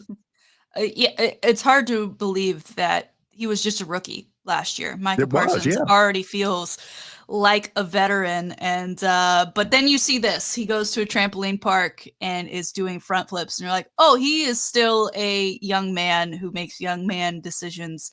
Hopefully someone got in his ear and said, hey, man, I'm glad you're having fun. I'm glad your son is having fun. Do it in another way, please, because that's not good for your career, of which is just taking off. There's so much more for you to do. The other thing that ought to be in his contract, he should be forbidden from riding in a car with Jerry Jones. Oh, Coach A, that's too soon. Sorry. It's too soon. Just because, Jerry Jones can't see other vehicles that are actively turning doesn't mean he's not a good driver. It just means he can't see. That's all that means. That's probably why we've Cowboys have made some of the decisions. The lack of Jerry Jones's vision when it comes to things football related. There it is. Today's Salty Shakedown. You can check that out via the Salty Shakedown podcast, as well as all the other episodes from earlier in the week. Don't forget the Chris Duel Show podcast, separated into 3 hours for you conveniently by our man, Jeremy KOLOK. You can get that on the iHeartRadio app, or just do it the old-fashioned way on the computer if you miss any portion of the show. And be checking out that Chris Duel Show blog page as well. We keep things updated for you there. Recently just posted the Jimbo Fisher press conference in full, so if you haven't seen it, I don't know when Oscar voting starts, but best short film, it's under 10 minutes. Go check it out. Jimbo Fisher goes off. I think it's worthy of a nomination at this point. We've got Mr. James Allen coming on with us next. He's been involved in our live stream this morning, so I think he's gearing up and getting ready to go. Coach A, are you looking forward to this one? Oh, I love talking to James. I listen, I look forward to it every opportunity we get. This is great. James Allen, of course, a member of the Pro Football Hall of Fame, but also a huge part of the identity of Texas A&M and Texas A&M football. And his son yesterday, as we've been talking about, he is quite the track and field athlete, and he kind of had his pick of where to go for college. He decided to go with Texas A&M, and yesterday he had his signing day. I always wanted to do one of those. I don't know if I'll have an opportunity to do something where I can drum it up to be like that, but I want to get his story on that and all of the fun that came with it, because that's such a moment I know for athletes and parents and the high schools that they go on to represent later in their college careers. I think we've been talking to the wrong James Allen the whole time. Maybe it's his son that we should be talking to instead, especially if he becomes an award-winning D1 athlete at the next level. We'll continue the conversation. Jimbo v. Saban and that Twitter poll over on Ticket 760 AM 13 on the Zone. Right now, 64% saying they're Team Saban, which I do find kind of interesting. But maybe that's just because they don't like the way in which Jimbo retaliated. If you've got a side you want to choose, head over there, send us a talk back, or give us a call, 1-800-707-9760. Jeremy, are you shocked by the Saban Jimbo results as they are thus far? Because I kind of thought most people would be siding with Jimbo, especially because we are in the state of Texas. Yeah, I am surprised as well, especially just because we are in the state of Texas. Maybe we have a lot of Longhorns checking in the voting. Who knows? Maybe like Jimbo kind of described, Nick Saban is just he has this God complex that people just can't disagree with. Man, maybe that's it. Paul, do you have an answer? Well, I'm probably overthinking this, but I think a lot of it has to do with the profile of the person or people who would respond to the poll.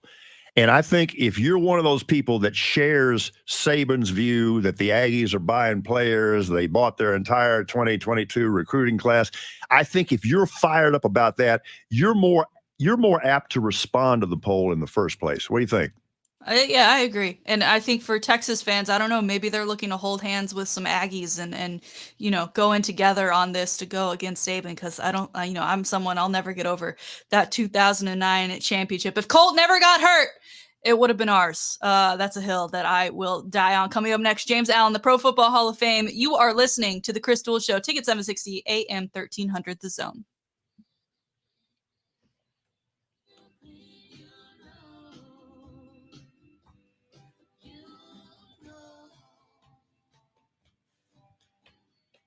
Hook 'em.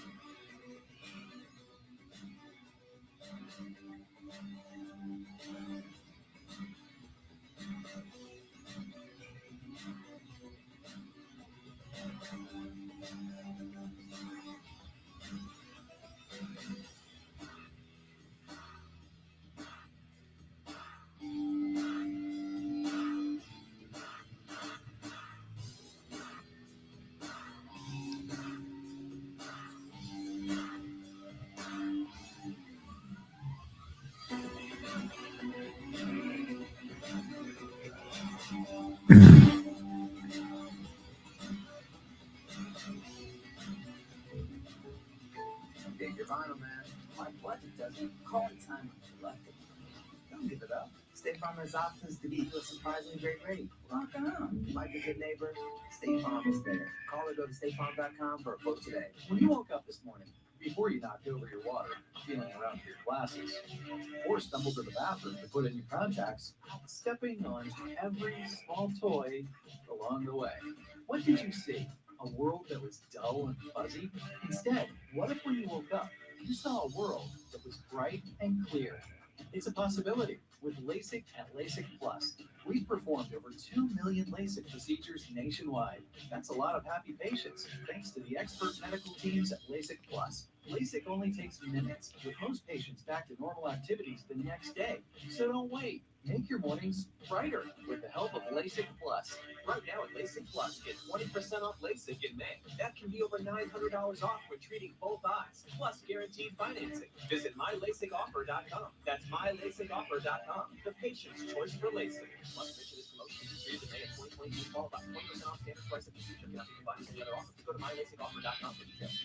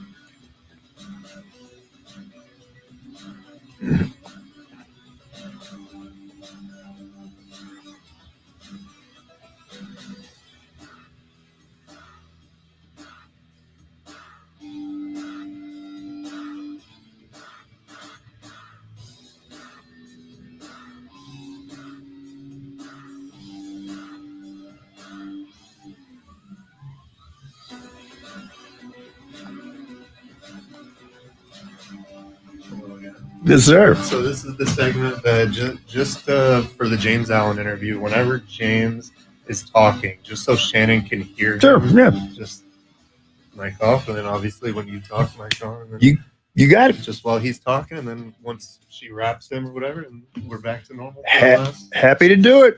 I really appreciate it. Yeah, sure.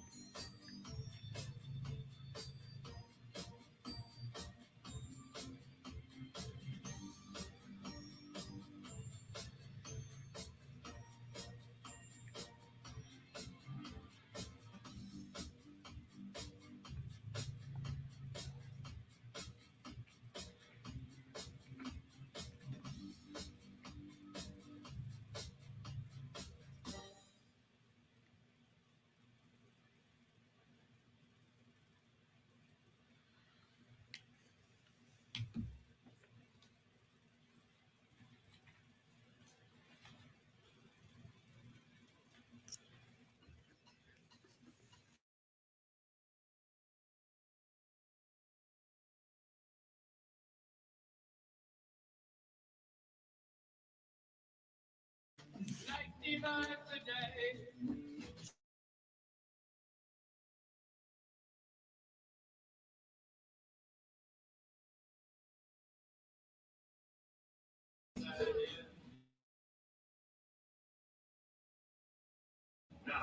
Chris.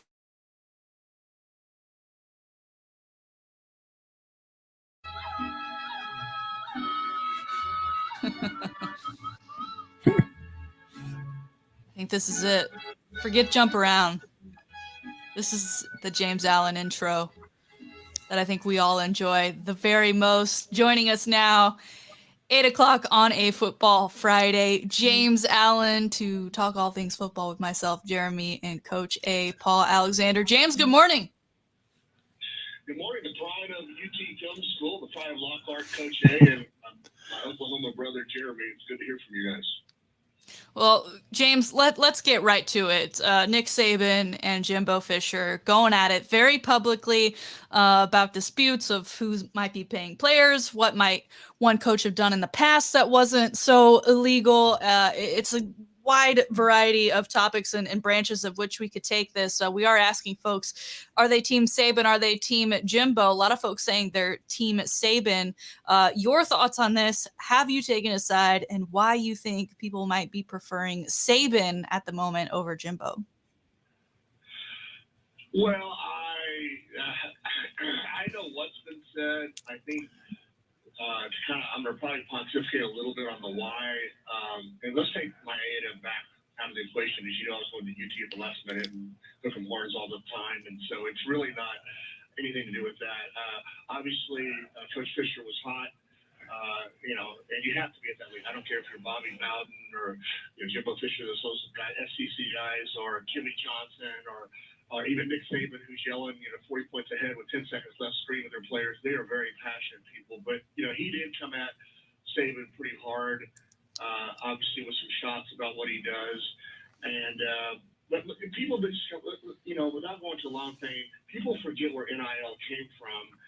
And it actually started, California passed legislation in 2019. It's not anything to do with Alabama or A&M or anybody else. And just to kind of go through that, then Florida passes the law, and then the NCAA president got involved, and all the way down to the Supreme Court said, y'all can do this. So let's take out throwing barbs at each other. You want to throw barbs, throw it at the Supreme Court, NCAA. As far as the alleged cheating, I'm going to say something without dropping some Hall of Famers' names. When I'm with those guys, I just shut up and listen. And that's the honest truth. But one of the things I said to a lot of these Michael Irvin, Howie Long, we're sitting there and I'm listening to them. I said, guys, and this is before all this happened. This is when all this was starting to surface a year or two ago. And here's the bottom line about the SEC. And if you remember, Shannon, Chris and I got into a relatively truculent thing about whether Oklahoma State should be instead of Alabama. And I talked about strength of schedule. It's not even there. And let's get to the core of the why. One, Saban got beat the only time I assisted by them. Two, A&M and UT have ungodly amount of money, which scares Saban to death. And it should be. Now, he made a genius move picking on A&M. He didn't put, and I'm not picking on UT, by the way, because my son almost went there. He loves UT. Sarkisian, the UT coach, the Horns with Hart came up with a $50,000 bounty, if you will, for offensive linemen. That's moved up to $80,000. Now, that's not illegal, but he didn't mention that. So what he did was he's pissed at A&M beating his only assistant. He got out recruited. That's the why. Now, Jimbo went off. That's probably why. But I'm going to make one example, then we'll move on. And here's the example I gave Howie Long and Michael Irvin. Reggie Bush's parents admitted they took the money. Now, my late father-in-law was actually brought in as a criminal defense attorney for the former coach there who ran off to Seattle. Okay? They did some funny things. Reggie Bush's parents said, I did it. He's in the pros. They take away his Heisman. They take away the national championship. They nuke it. The only other school besides SMU to get that. And here's the end of the story. Cam Newton's dad said he took the money. Did he lose his Heisman? No. Did he lose the national championship, Auburn? No. And let me tell you why. And why all this is really dangerous. It's going to come down to money. There's a reason why UT, which has the #1 brand in this country for coolness, it does, is coming over to the SEC. And here's the why. It's all about, unfortunately, it's not about the kids anymore. It's about the money. Now, I do think Saban is, and let's think about this. This last year, the SEC divided up $54 million in change to every school. 54 million. I don't care if you're Vanderbilt, Alabama, A&M, or Florida. UT, the richest school I would debate in the nation, and their football program, which is one of the most watched in the country, got $20 million from the media. That's why UT smartly, and they're very smart, is moving to the SEC because the NIL is going to affect them. Okay? They don't need the money.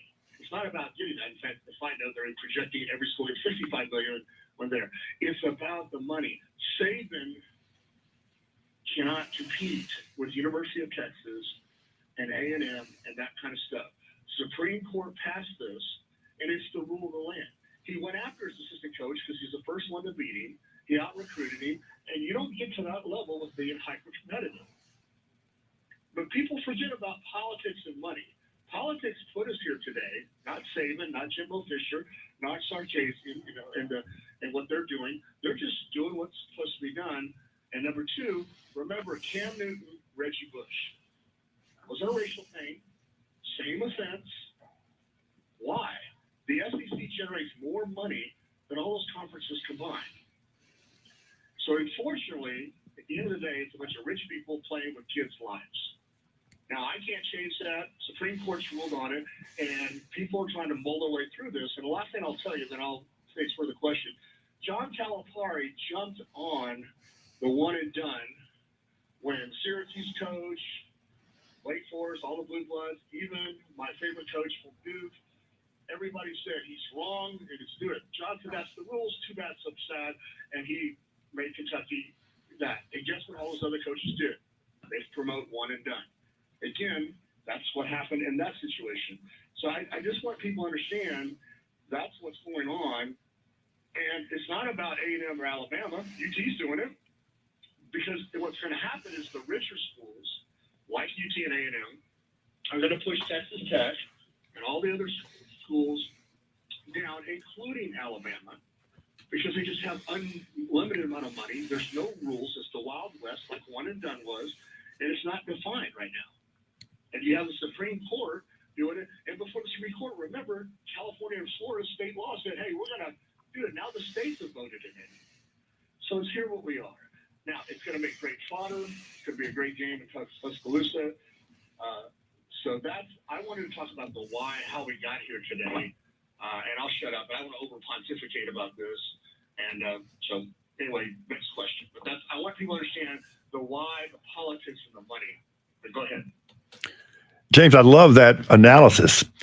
And I find it kind of ironic that if you really look at this, despite this war that's going on, the fricassee in the SEC, and despite this feud, really, I hear kind of a common message in some respects coming from Saban and Fisher. And that is they both feel, along with a coach like Dabo Swinney, that what's going on right now is unsustainable in college football and college basketball. And it's because the rules are ill-defined and people are misinterpreting this. And it seems to me, James, that right now people are kind of almost thinking that there's so much confusion about this that there's opportunity to take advantage of it, that later on you can ask for forgiveness rather than permission because nobody really knows what the rules are. There's no uniformity here. And Coach Fisher has been very vocal in saying that on the banquet circuit for the last month. It's exactly what Nick Saban is saying, and I think Dabo may have the best perspective on it of all.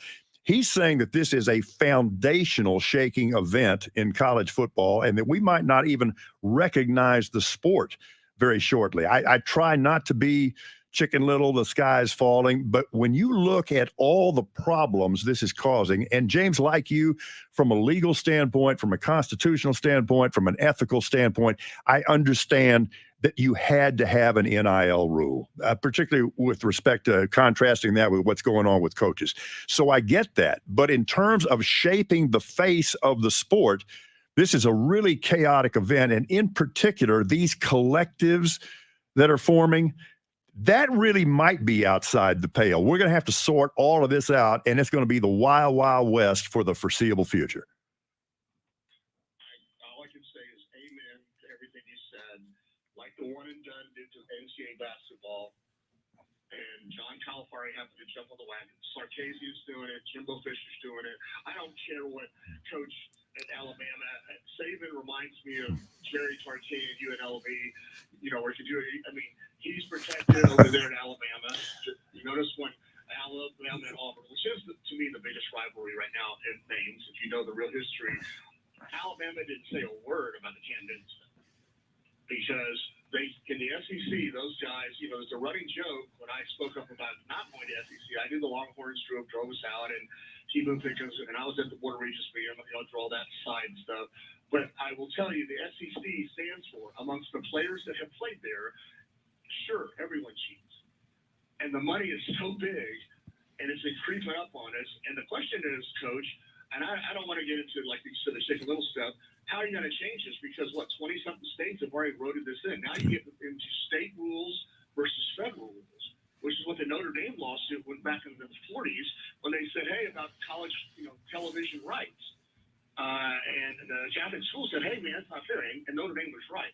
But this is the Supreme Court, a bunch of academic people are saying, hey, this is not right. Okay, go figure it out. You're right. It's going to be the Wild West. And people learn from the one and done. You got to get out front. UT went out up front. Was nothing illegal. When they went in offensive linemen, so they formed that foundation. A&M, I'm sure whatever they're doing, and Lord knows Alabama's been doing it for a long time, just on the analogy I just gave you. So it's the Wild West. And the sad part is, man, the kids are getting left behind in a lot of different ways. But they are getting some rights. And it's like, Paul, I don't it's going to have to go in front of the Supreme Court again. And then you're going to have to argue state rights versus conference rights. So it's beyond me. But that's the real history. Everybody knows what they're saying. Yes, Nick Saban is sticking on Jimbo Fisher because he beat him, and recruiting would beat him in a game. And if you don't think he's hyper-recruiting, look at his special that they did on Nick Saban or Bill Belichick. And that. Those guys, they eat, dream, and believe this stuff. That's how you get to that level. Yes, he took a shot at him, and his guy is saying, why are you picking on me? Why aren't you picking on, you know, all these other rich schools are doing? But nevertheless, everybody needs to understand the why. But you're right, Coach. Exactly what you said, I agree with. Well, James, your son could get some NIL deals here soon because he officially has signed his letter of intent to go to Texas A&M. Tell us about signing day yesterday. Well, I wouldn't say that he already had signed. That was more of a formality for the media and A&M and everything else. And as a side note, he actually wanted to go to UT. UT came at the last. They had lost his fame, and even their I won't throw one of their head coaches over there in the track because go to UT because UT has the best throwing team in the nation, bar none. Forget about it. And as far as NIL money, the head coach, and I'm not talking out of school here. When he was, you know, James got recruited by all these colleges all over the nation, and he went up and did his visit with A&M, informal and formal, and Coach Henry, who came out of LSU, came in, has 21 national NCAA track titles. Amazing guy, very transparent. He said, listen, I'm just going to tell you with all this NIL stuff, I don't know what's going to happen. A&M's not really focused on that in the track and field right now. We're redoing our stadium. We're going to be the nicest one in the nation, and the bad news is we're going to be all away next year. But he said, I've lost 2 or 3 people to University of Texas. He didn't say derogatory. He said, so I was letting you know, I know you can go to any school you want. And he's very honest about UT. And if you notice, A&M was number 1 in track and field. Now number 3, UT's number 1. They got a couple key players. So it's even bleeding over to track and field. So, yeah, maybe my son, we'll get into that world. But A&M so far, as far as intimate knowledge, hasn't done the track and field. And again, UT's not doing anything illegal. Again, my son I really thought, I was buying him UT stuff. I thought he was going to go there. But signing day was great, and I appreciate the words. And also Coach A, he probably doesn't tell you about, if I remember right, he was the co-captain of the Lockhart team to beat the #1 team in Uvalde in the state, if I remember, Coach. And y'all won the district title. You were a co-captain of that team. That stuff lives with you for a long time. And my son, far better athlete, far better academics than I ever was. And it was really exciting.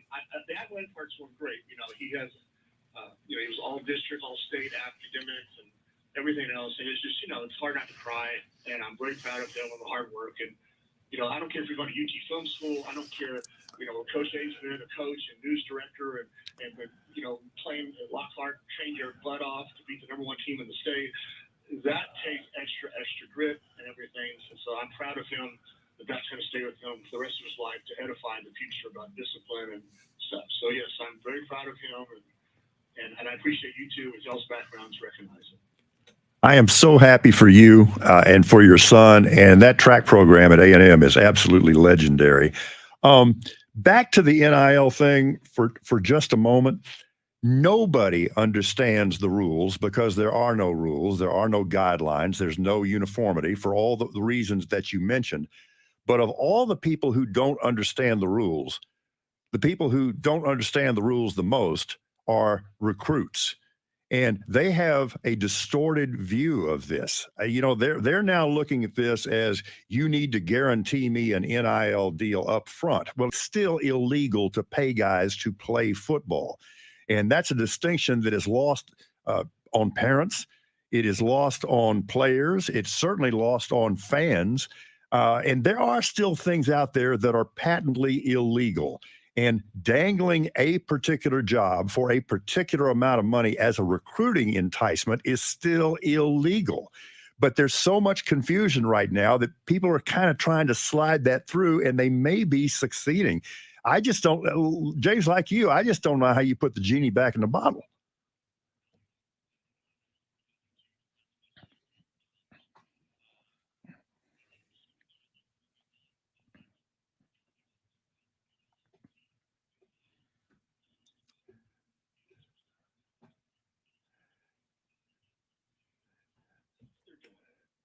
But you can't put a genie in the bottle because the Supreme Court said they could do it in 21 states. Remember, this started with state laws, like I'm repeating myself, with California and Florida. So how do you put the states back in the thing? And how do you put the Supreme Court back in? And I read the Supreme Court ruling, which is the Alston decision. It doesn't tell you those rules. And, Coach, we're going to have to go back to the Supreme Court. And then the question is, I'm repeating myself, what are states' rights versus federal rights? And I know the Supreme Court is saying, look, we just told you it was antitrust rules. Y'all figure it out amongst your states. And the question is, so the genie's out of the bottle. Creating a foundation for offensive linemen is not illegal. A&M's not doing anything illegal. Saban's been doing this for a long time. I'm sorry about the Reggie Bush campaign thing and the SEC money. So you know how it goes, Coach. I mean, heck, when I was playing ball, people would do, mailboxes, and they didn't really live there. Oh, that never went on. Oh no. Right.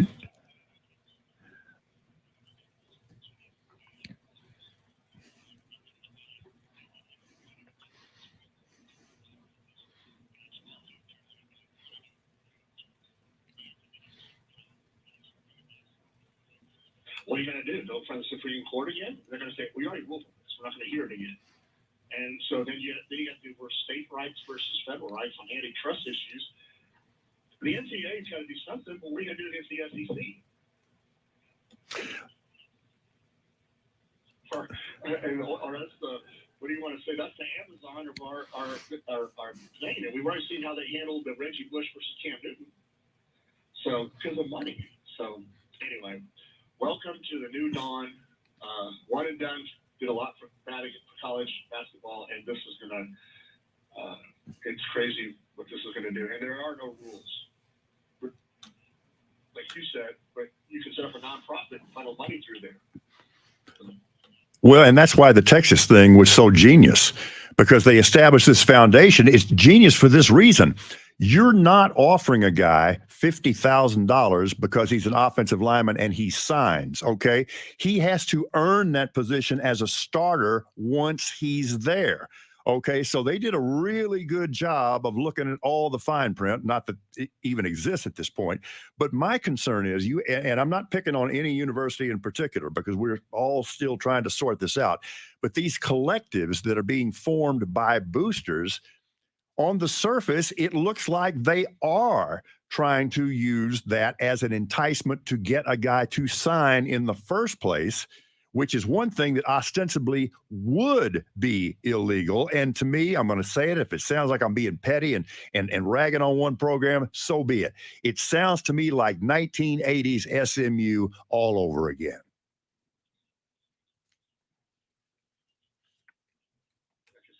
People need to understand that this came from our federal government.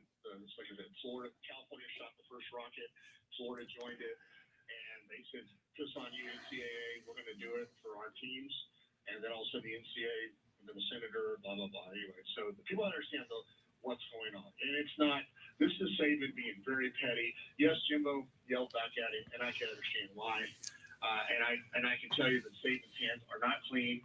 He's very well protected there in Alabama. Like I said, when you argue the candidate Reggie Bush thing, you let me. I mean, Michael Irvin and Howie Long were speeches. Anyway, we're kind of retreading that, but I'm with you on that. James Allen of the Pro Football Hall of Fame talking NIL, Saban and Jimbo Fisher. James, what a treat to have you and Coach A on at the same time today. We appreciate you taking the time. No problem. Shout out to my son. I'm very proud of you. I know Chris wants to put him on the radio. He's very shy, believe it or not. He's a huge kid. And a shout out to my sister, which I've never done for Gabrielle Allen. She's a single mom, works her butt off for Dr. Day. And of course, my mom and dad, my dad's struggling. And I appreciate you guys, the forum, everything else. And I can't thank you guys enough. And again, Lockhart 21, Uvalde 6, right, Coach? Did I have it right? You got it right to the absolute digit, 21-6. Yeah, at what is now Gustafson Stadium, which was Northside Stadium. And the interesting thing is we're talking about Coach Marvin Gustafson. I love that man so much. And you think about everything that he did here in San Antonio, but prior to that time, he was the coach at Uvalde. And he was the coach of that team that we had the good fortune to defeat. And he's such a funny man. You know, after I'd been out of the state for a long time and I moved back to San Antonio. And first of all, I never would have thought he knew who I was in the first place, okay? Because there would have been no reason to know who I was. Who cares, right? So I go to this function and he's there and I'm about to go up and introduce myself and he walks up to me and says, blankety blank Lockhart. It was hilarious. He was such a kind and gracious man. All right, we'll talk to James next week. When we come back, Coach A knows a lot about football, but does he know a lot about horse racing? The Preakness is this weekend. We will each go through and pick a horse, and then we will send you on for your weekend. You're listening to The Chris Duel Show.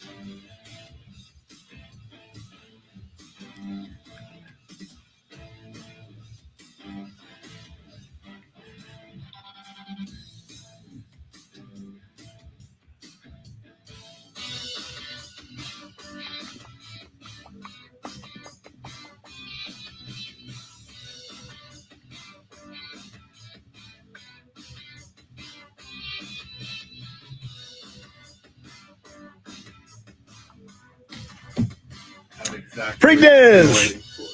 So those are the horses and those are the odds. I don't know anything about Actually, I'd forgotten his name, but I knew the horse I wanted. I'm with Epicenter. All right. Yeah.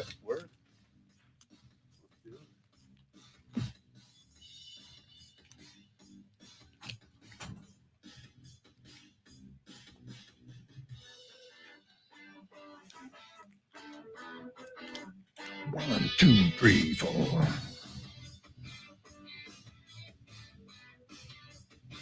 You play bugs. What's your move? A rattly can? Or a simple fritz? Bugs near your kids and pet? Will it be ingredients you can't pronounce? Or essential oils? Bother the bugs, not your family.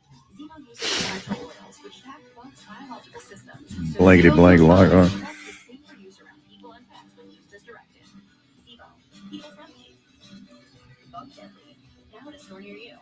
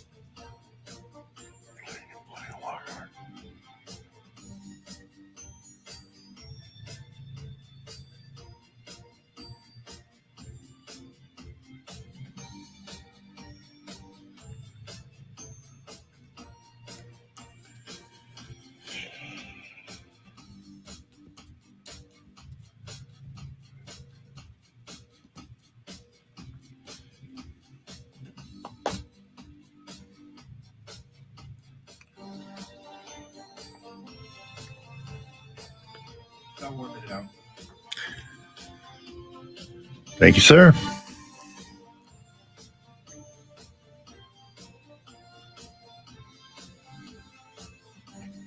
Three, four.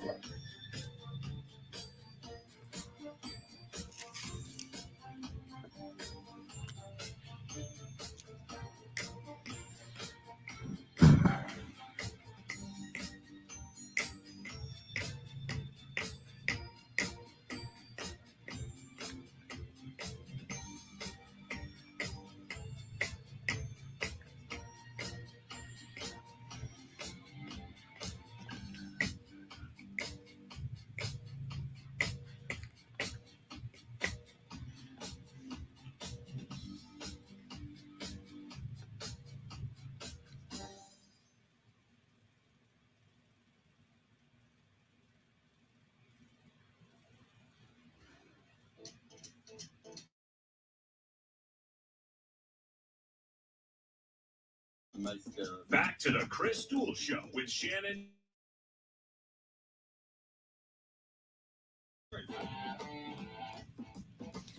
Final segment here on the Chris Duel Show, a Friday with Coach A. Paul Alexander sitting in for Chris Duel, Jeremy KOLOK holding things down in San Antonio. And before we get to our Preakness picks, we did receive a talk back, so we'll go ahead and listen to that one right now.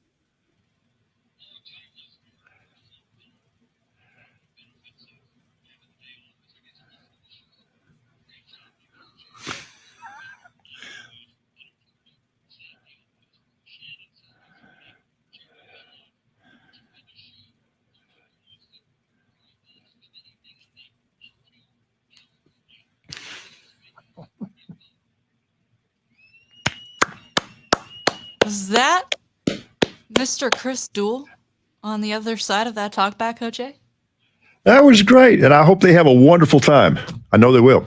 Yeah, he's getting to check out that brand new Moody Center before I do. I'm pretty jealous. I thought I'd find my way there before someone had to travel from San Antonio, but no, Chris beat me to it. All right, the Preakness is this weekend. Of course, the Kentucky Derby is like kind of the gold standard, right? I mean, there's so many horses that run in that event. There's less so in the Preakness, but the story is usually about the Triple Crown. But as we know, Rich Strike, who defeated the 80-1 odds to win the Kentucky Derby, will not be racing in the Preakness as he prepares for the Belmont. There was also that oddness that his jockey was suspended for the 5 days following the Kentucky Derby, not because of anything at the Kentucky Derby, but for a previous offense of cruel riding of his horse. So he's going to be a storyline, as well as that horse Rich Strike when he comes back. But that means the field is wide open.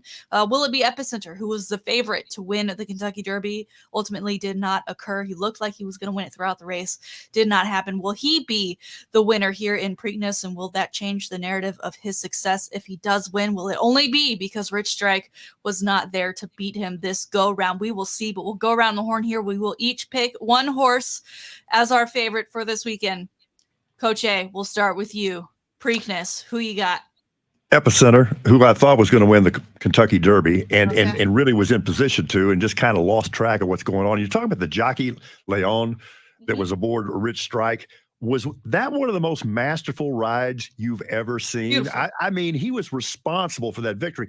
He saw everything. It was beautiful. Talk about a come from behind win. I'm almost tempted to pick a long shot in this just because the craziness that has already occurred before our eyes. Jeremy, your pick for the Preakness this weekend. Well, now that you say that about you give that insight into what you might pick, I hope I don't steal your pick here. Uh-oh. But I would also like an underdog. I would like to roll with a horse by the name of Skippy Longstocking. Oh, yeah, no. I'm sorry, Shan. How could I not pick Skippy Longstocking? I'm Yeah, sorry. I just like the name. I don't think it's a horse that ran in the Kentucky Derby, if I'm not mistaken. 20-1 odds they're not horrible, but kind of an outlier there, and also the name just the longest in the field there. All right, so I will go with early voting. I'm not sure if that's a political name or if that's something to do in the horse world, but I'm going to go with early voting, who's got 7-2 odds, the second best, just behind Epicenter's 6-5. So that will be my horse for the race. Once again, it looks like there's just over 10 horses maybe that are racing in this. If we don't get anywhere close, that's just embarrassing for the three of us, don't you think, Coach A? It would be, but it would not be the first time I've been embarrassed regarding horse racing or any number of other things. But, you mentioned that small field, only 10 colts. I'm actually kind of into that from a safety standpoint. I mean, every year in the Kentucky Derby, the first thing I get worried about is something really catastrophic happening, as they leave the gate or on the first turn or something like that. So it's good they've got a little more room this time. Yes. Are you a betting man, Coach A? Oh, I can be. I know absolutely nothing about the sport, really. The biggest authority in our family has been my daughter. And when she was a little girl, she was very much into equestrian. And we took her to a racetrack one time. And she said, it's very important that you pick horses that have names they can be proud of. You don't want to pick a horse that has a name that he's ashamed of. And it was really cute until she picked 5 straight winners. Wow. Yeah. And did you put money, or were you kicking yourself after those races, saying, "Dang it"? Kicking myself for sure. Oh my I mean, she was on goodness. such a roll. We could have defrayed some later educational costs and stuff like that. And how did you decide whether or not a horse should be proud of that name or not? It had to be something noble sounding. For example, I will promise you that she would not have picked Skippy Longstocking. I can promise you that. I was just Wow. about to ask that. All right. Well, if you can get her pick this weekend, because that'd be interesting. Come Monday when you join us once again to get back into that and see if she maybe outdid us or even picked with us. That would make me feel great if she picked my horse and my horse ended up winning. Yeah. That kind of thing. We've been talking a lot, obviously, about Nick Saban and Jimbo Fisher and their heated battle. Now, the SEC, Coach A, did reprimand both of them.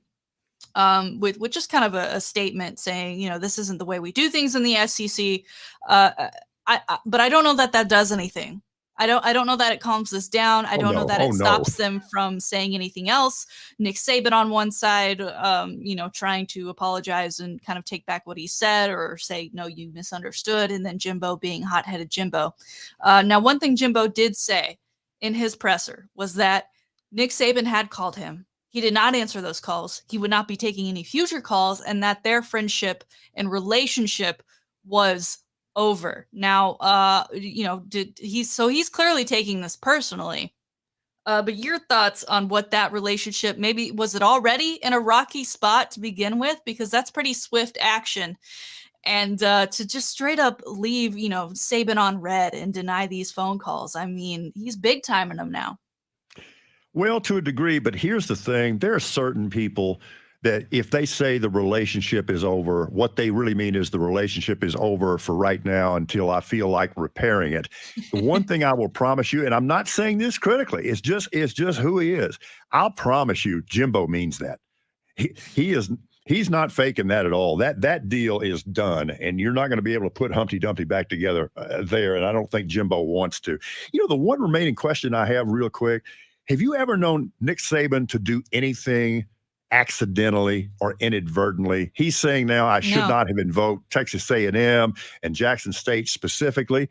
He knew exactly what he was doing, and he knew exactly what the reaction was going to be because he knows Jimbo Fisher. Yeah, and the SEC, to me, their media days, July 18th through 21st this year, them coming out with just a reprimand, right? Not really any sort of punishment bestowed on either of these coaches. To me, that says, hey, we need to say something because this is pretty childish. But look at all the attention we're getting right now. Look how excited people are for October 8th. Look how, we are going to pull everyone away from Texas and Oklahoma, which is usually the biggest draw on its weekend. And we are going to shine a light on Tuscaloosa, and we are going to get all of the media attention. I got to feel like the SEC upper brass, although they're outwardly saying, no, we need to be responsible, we need to be adults, we need to not air out our dirty laundry, that they are loving this on the inside. How weird is this? You're in strange times when Lane Kiffin is now the voice of reason. What in the SEC world are we living in? Yeah. To how far we have come. And then on the other end, there is that Deion Sanders bit, and they seem to be buddies. They're in those Affleck commercials together. Not sure if they've already filmed those for next season or not, so that'll be interesting. But given the SEC saying, hey, we don't air out our dirty laundry, and then Deion Sanders saying, I don't want to have a private conversation with Nick. I want this to be public. He made this public, so I want our conversation to be public. What do you think that's going to look like? And are we going to end up with something like a LeBron James, The Decision, where it's just kind of an hour or two of pointless shenanigans where two somewhat famous coaches, athletes sit down and have a chat? One thing we know for sure, there's nobody more media savvy than Deion. He will be calling the tune here. He will shape this. He will manipulate this the way he wants to because nobody is more media savvy than Deion Sanders. Do you think we're going to get other coaches starting to speak on this and ultimately sides will be drawn? Because I feel, I said earlier about, Texas fans and A&M fans maybe holding hands together to go in against Alabama, right? Because if there's one thing we can both agree on, it's that we don't like Alabama. And also there's that Sarkisian connection, right? He's one of the more recent former rehabilitated by Nick Saban, Mhm. coaching assistants to make the move to head coach and find success elsewhere. Do you think he could be brought into this? I mean, if he's smart, I think he stays out of it. And I think Texas has probably told him to stay out of it. But that doesn't mean people won't ask and people won't inquire. Doesn't mean that he's not thinking something on the inside. Well, right now it behooves him to keep his mouth shut, and he's a smart guy. And right now, Texas, as James was talking about earlier in the program, they've done a pretty good job of threading the needle on all this stuff up to this point. So for them, it's a matter of so far so good. So he probably wants to lie low. Oh, the drama. Hopefully we'll get more this weekend. There's also some NBA playoff action. The Mavs will take on the Golden State Warriors at Golden State once again tonight, 8 o'clock tip on TNT. I'll be looking for the TNT Sports desk to see if they've made any adjustments given the ridicule that they received for sitting 5 very large men on one tiny desk. We've also got more Heat and Celtics. That game 3 should be taking place over the weekend as that series is now tied 1 apiece after the Celtics get one back last night in Miami. Coach A, thank you so much for joining me today. I know you're going to be joining me again on Monday, so rest up because you never know what could unfold over the weekend. I always look forward to this so much, and thank you for the opportunity. And Shannon, wonderful working with you. Any day I get to see Jeremy is a good one. And Chris Duel, thank you very much. Hope everybody has a great weekend.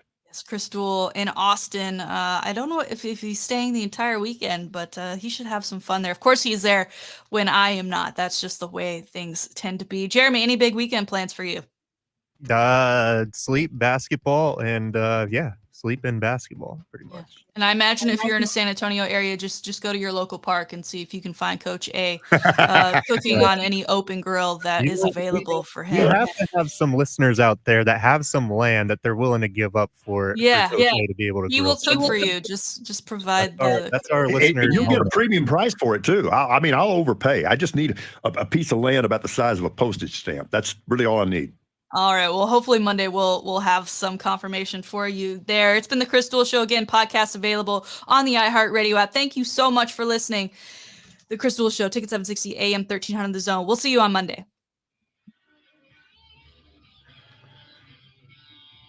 Thank you, sir.